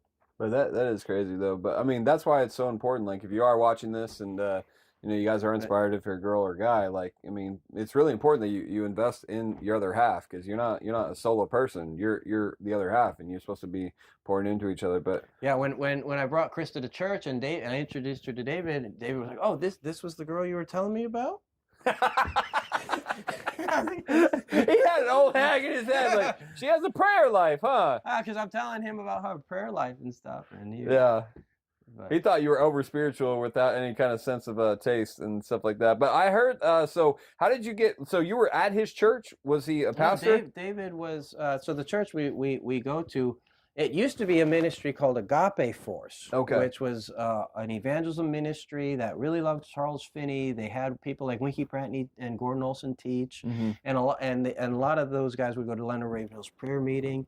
And then when that ministry dissolved, a lot of the people stayed and built the church, and a lot of the elders of that church are now they're elders now. They used to be members of Agape Force. They used to go to Ravenhill's prayer meeting. So Winky Prattney, when he was itinerating, would come and speak at least once a year. And it's just a nice country community church in our neighborhood. I ended up buying a house down the street from what Team Mania used to be at, so I'm still there. And they have YWAM, Mercy Ships. It used to be Last Days. Then it was Teen Mania. It used to have Agape Force. It's just a spiritually rich area, East Texas. And David, when he lived in the area, because he inherited his father's house. So you actually got to go in. You got to go in the house, huh? Oh yeah. So he used to go to that church. He used to go to that church as well. They would have him speak about once a year or so, and then. But he moved. Last I knew, he was in Arkansas. He found a church that he yoked up with, and I think gave him more of a pastoral role, is what he was looking for. But he's, David is more of a pastor. His father is more of the evangelist, the fiery evangelist. But David really had more of the. He had a heart. He has a heart for mature, to help mature Christians. And you can hear it in his preaching too. So it's more of a focus on discipleship too. Yeah. Than so. But so how did you get him involved to kind of go with the ceremony? Well, he married my wife and I. We asked him if he would do the ceremony, and he did. And we had we're interns at Teen Mania. We don't have a whole lot of money, so we put the biggest expense I think was the wedding dress. Yeah. But we rented space down at the Tyler Rose Garden. We had a friend who volunteered to do the cooking because he had a background, and he had another friend who was a chef, and they made amazing food. It was the best food I've ever had. And then David, I think we only gave him maybe like $100 or something. It was all we had. But he was happy to just to be there and to be a part of it. And then Winky Prattney couldn't come, but his son William came, and then we had our friends from Team Mania that came. And at that point, I had I'd been traveling the road, living out of my van with some other preachers. So I had my van load of preacher friends that came. Yeah, I'm sure it smelled wonderful when you walked in the van. Yeah. Huh? And our photographer, that's a guy named Sean Holes, who is still a campus preacher today. He became a campus preacher. I think it's Sean the Baptist. Oh, is that what he's called? I think, yeah. That's a nice, catchy name. He might have, yeah. And Sean Holes, he's in Colorado. I still get his newsletters. He's still going out to campuses, and but he's still in good fellowship with all those Ray Comfort people that I had a falling out with, because when I had all these friends when I was in the party world, and then I got clean and sober, so it's like I lost all my drug friends. Oh man! And then I joined a church, and I made a bunch of Christian friends. Yeah. And then I started street preaching, so I lost all my Christian friends. Oh man! Then I made some street preaching friends. Yeah. Like Ray Comfort people. Woo! And then I got into moral government theology and Charles Finney, and I lost my street preaching. Oh friends. Man! And then so now I'm left with just the small Christian street preaching Finney friendly friends. It's just yeah.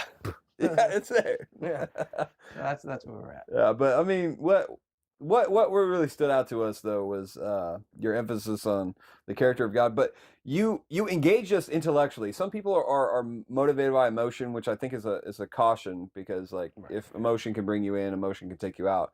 But me and Steven, we were trying to understand the rationality behind it. We weren't satisfied with the answers we were getting. I mean, we were reading. I mean, the big thing for me is I kept reading the Bible over and over and over again. I didn't want to hear what Calvin said. I didn't want to hear what Arminius said, even though the people around us were having these different discussions.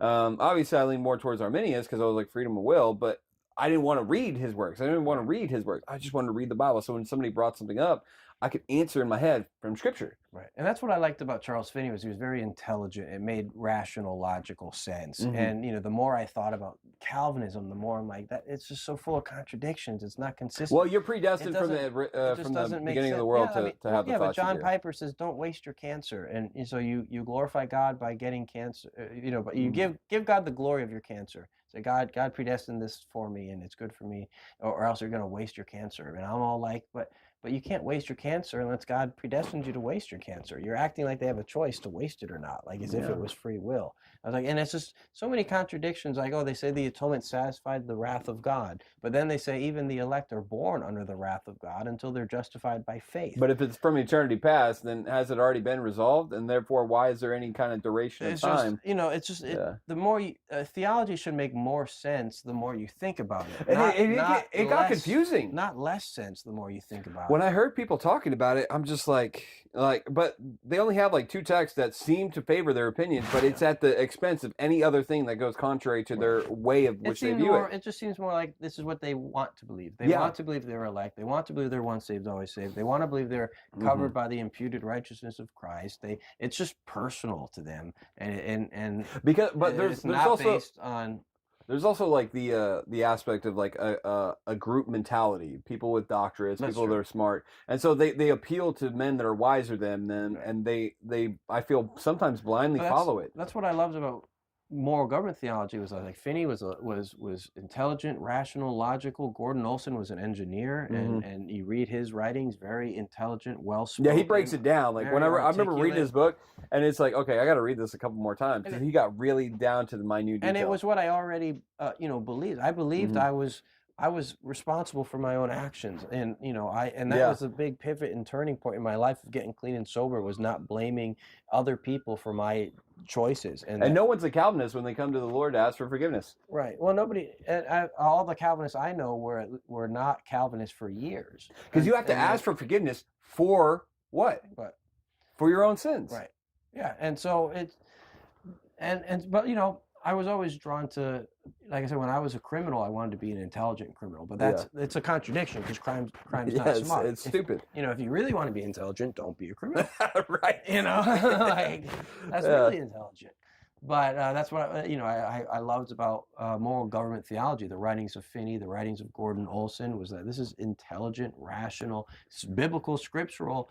But I think that's the way theology is supposed to be. And it's so joyful when you get to understand the mind of God, because it's like, learn of me, the precept upon precept, line upon line, word upon word. Like, and when you actually break it down, it's like, come, try me, test my justice, test my righteousness, and see if there be any wrong in me. And it's like God is compelling men to do so. Yeah. But when you take from the perspective that like, well, everybody's doing is either declared will or a secret will, then it just becomes irrational. It becomes unsensical. It becomes like an unraveled mess.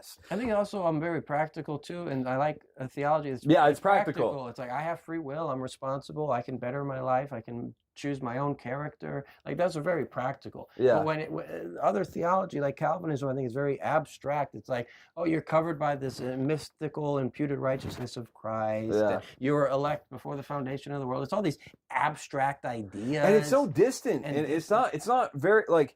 You become a wishful thinker. Yeah. You don't actually know if what you're doing is right or wrong. And like, to be honest with you, I understand where they come from, you know what I'm saying? Because there's brothers out there right now struggling with it, and hopefully that, through this, but the practical aspect of like, you can do right now, and God has given you everything in life for godliness now to do what's right now. And holiness is a very practical doctrine. Free will is everyone assumes that there's a free will in living their life.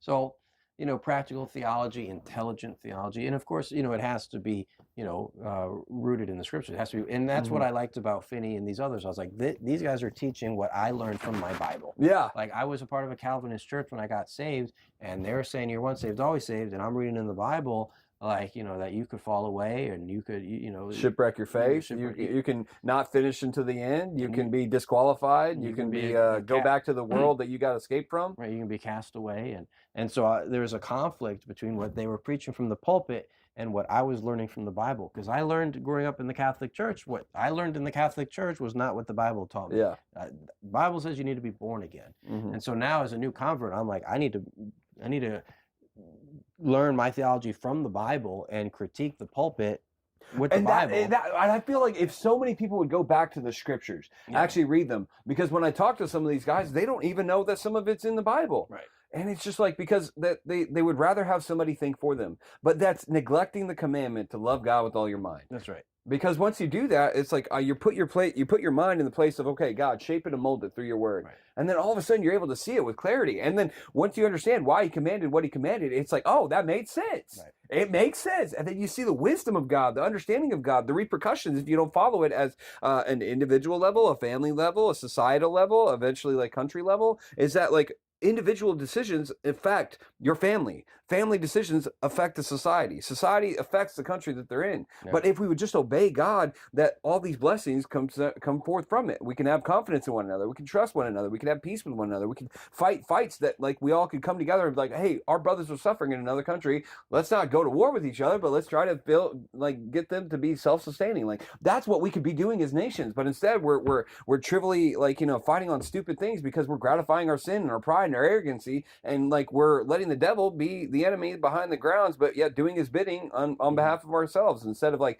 going with what Christ called us to do. And it's so sickening, because sin is not something supposed to rule over us, man. Like God said that to Cain, and yet it's still true today. Like it's at the door. We don't have to open it up, keep it locked, and let that enemy that wants to destroy your house out of it, and then let Christ come in and be the one to rule it, and then we could be in boldness and courage. But obviously I want to bring you back again, you know what I'm saying? Because I love, picking your brain. I love seeing how you think and stuff like that. But before we go, I want you to say, is there anything that you want to say before we give you your plugs, like, where they can find you and stuff like that? Is there anything that you would like to tell the audience or something like that they would like to know?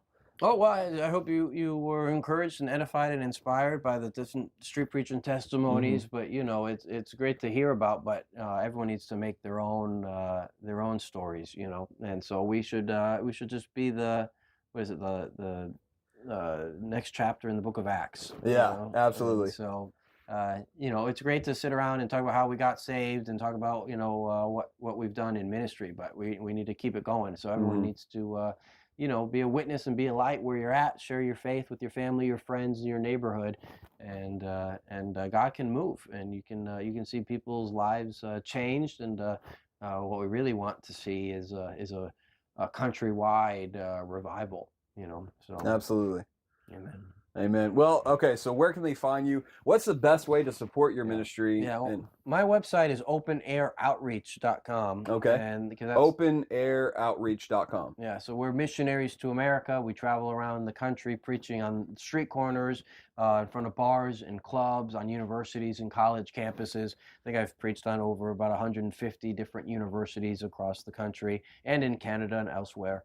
And I speak in churches and conferences some throughout the year, but my main ministry is out in the open air. So openairoutreach.com, and from there you can find the YouTube channel, the Facebook page, and all the rest. So you have a bookstore. You've wrote multiple books. If anybody's kind of hungry or thirsty for a little bit more meatier topics that have been really thought about, consciously considered, and something that can really edify them, like especially, we would encourage you read the Bible first. If you haven't read the Bible, don't read anybody else's books. But after you've read the Bible and you can think in light of the Bible, I really highly encourage a lot of his writings, because it'll open up your mind to understanding the rationality, the wisdom, and also to see the pitfalls that some of us didn't have the fortunate ability to avoid, and then we had to come out of those the pitfalls. And so my brother, he's dedicates himself to writing. He doesn't really get a whole lot from that, but it's really for those that get to read it. And so we would encourage you, like, consider that G.F. Wiggins book on, like, Augustine versus Pelagian, and that opened my eyes. Like, and it was honestly, I don't know if I get in trouble for this, but I didn't buy a book because I didn't have any money. But I looked the PDF on it. But because your books that you had, like, you know what I'm saying? Well, I give away all these books for free as free ebooks. If you sign up for my newsletters, if you go to like my WordPress, openairoutreach.wordpress.com, it'll pop up to say sign up for free Christian books. Oh, so they can sign up on there and get those books. You can sign up for my newsletter, and you get all of my books as ebooks, and you get all these other great Gordon Olson and all these other great books that I haven't even done that. I've known you for so many years, and I haven't even done it. I feel bad. You basically get like. Man, I could have got you know how hard it's been to try to find some of these PDFs. I had gone through different pages. I have them all, and I signed them. I set it up for an automated email sequence, so now basically you get like a private, a nice Christian library. Man, if you sign up for my newsletter, that's worth it in itself. Like, I can't tell you, like, I've looked for some of these PDFs, and some of them I just could not find, and so I just had to result in reading a different book from the same person. But like, that's a really awesome thing. Okay, so openairoutreach.wordpress.com. They can subscribe to your email, and then from there they can see what's happening with your ministry. You can find it all from openairoutreach.com. Like I said, you can see it says Facebook or YouTube videos, and it also says like free ebooks. But I gotta say, I love a hard copy sometimes, especially when you want to make notes. And like, he's put his effort and time in several of the books he's authored, and he's still working on an atonement book that's supposed to be coming out. I got an atonement book. I got a street preacher manual. I got a book against socialism. These are all books that I've started, and I just need to focus on finishing them. But they're labors of love. And they'll have an impact after we're gone. But yeah, we certainly don't make a lot of money unless you're on TV and you're selling 1 million books. I wrote a 690-page book on free will, and I just looked the other day to see how much do I make per book profit, and it was like $1.50. Yeah, it's like, so I need to sell 100 books to make $100, and I was like, and you put way more time into your editing and everything like that. Your hours that you actually go back and edit. Like, people don't realize how many hours it takes to make a book. Yeah, especially 690 pages. Yeah, that's a lot, man. My book, I think, is only like 200 pages. What's the math like? What, $1.50 divided by 690? And like, what are you making per page? And like the hours that it takes to go and then come back and like the whole editing process. But no, you got to be on TV and big marketing to make money. Well, what my hope is that some of you guys out there that you feel like you've appreciated his ministry, consider getting a book for yourself so you can show the rest of your family. But also consider, like, giving him a donation, a one-time donation. He may not say this, but I'm going to say that is that we've really appreciated his life, because myself personally, my family would not be where it is today without the example that I've seen from him, and I wouldn't have been able to pray for a godly woman unless I saw, like, his woman or his wife as an example. So I really appreciate her, and my hope is going in the future is that, like, he would be a blessing to you as you go into his other videos on YouTube. And where's your YouTube channel? What's the YouTube channel called? Yeah, well, you can search on YouTube for JesseMorrell or Open Air Outreach. So Jesse spelled Jesse, Morrell spelled Morrel. Yeah, 2 R's, 2 L's. Okay, 2 L's. I always got that messed up. I remember in the beginning, I was like, is it two R's? Is it 1 R, 2 L's? I got to check that up a lot. So Jesse Morrell, and then you also have a theology that kind of breaks down some of these ideas where they come from. What's that YouTube channel called? I think it's Bible Theology is my theological YouTube channel. And if you want to know which one, it's you holding a book, right? Or you holding the Bible and looking down on it. You can search my most popular theological documentary on YouTube is called Beyond Augustine. And Beyond Augustine. Beyond Augustine examines the early church fathers who were before Augustine and what did they believe. So. Yeah, I remember watching that video after we came back from the conference. Oh, good. And then, like, we were like, man, we were not born wicked and ungodly. We were born innocent, and we make up our own moral character. Therefore, we're responsible, and we're no longer victims. We're culprits of our actions, and we're guilty of our actions, and therefore deserving of punishment. Right. Like, man, it changed the dynamic in how you approach people. Right. You don't see them as poor little victims, but you see them as like, man, you know you did against your conscience. It's time to get right with God, and it holds so much more weight. But anyway, I really appreciate the time, and can't say thank you enough for taking this opportunity with us. And hopefully, again, you guys were inspired, you were encouraged. If you ever want to reach out to Jesse in a way to kind of see what's going on, just go to his WordPress, subscribe, and you'll see what's going on with the ministry.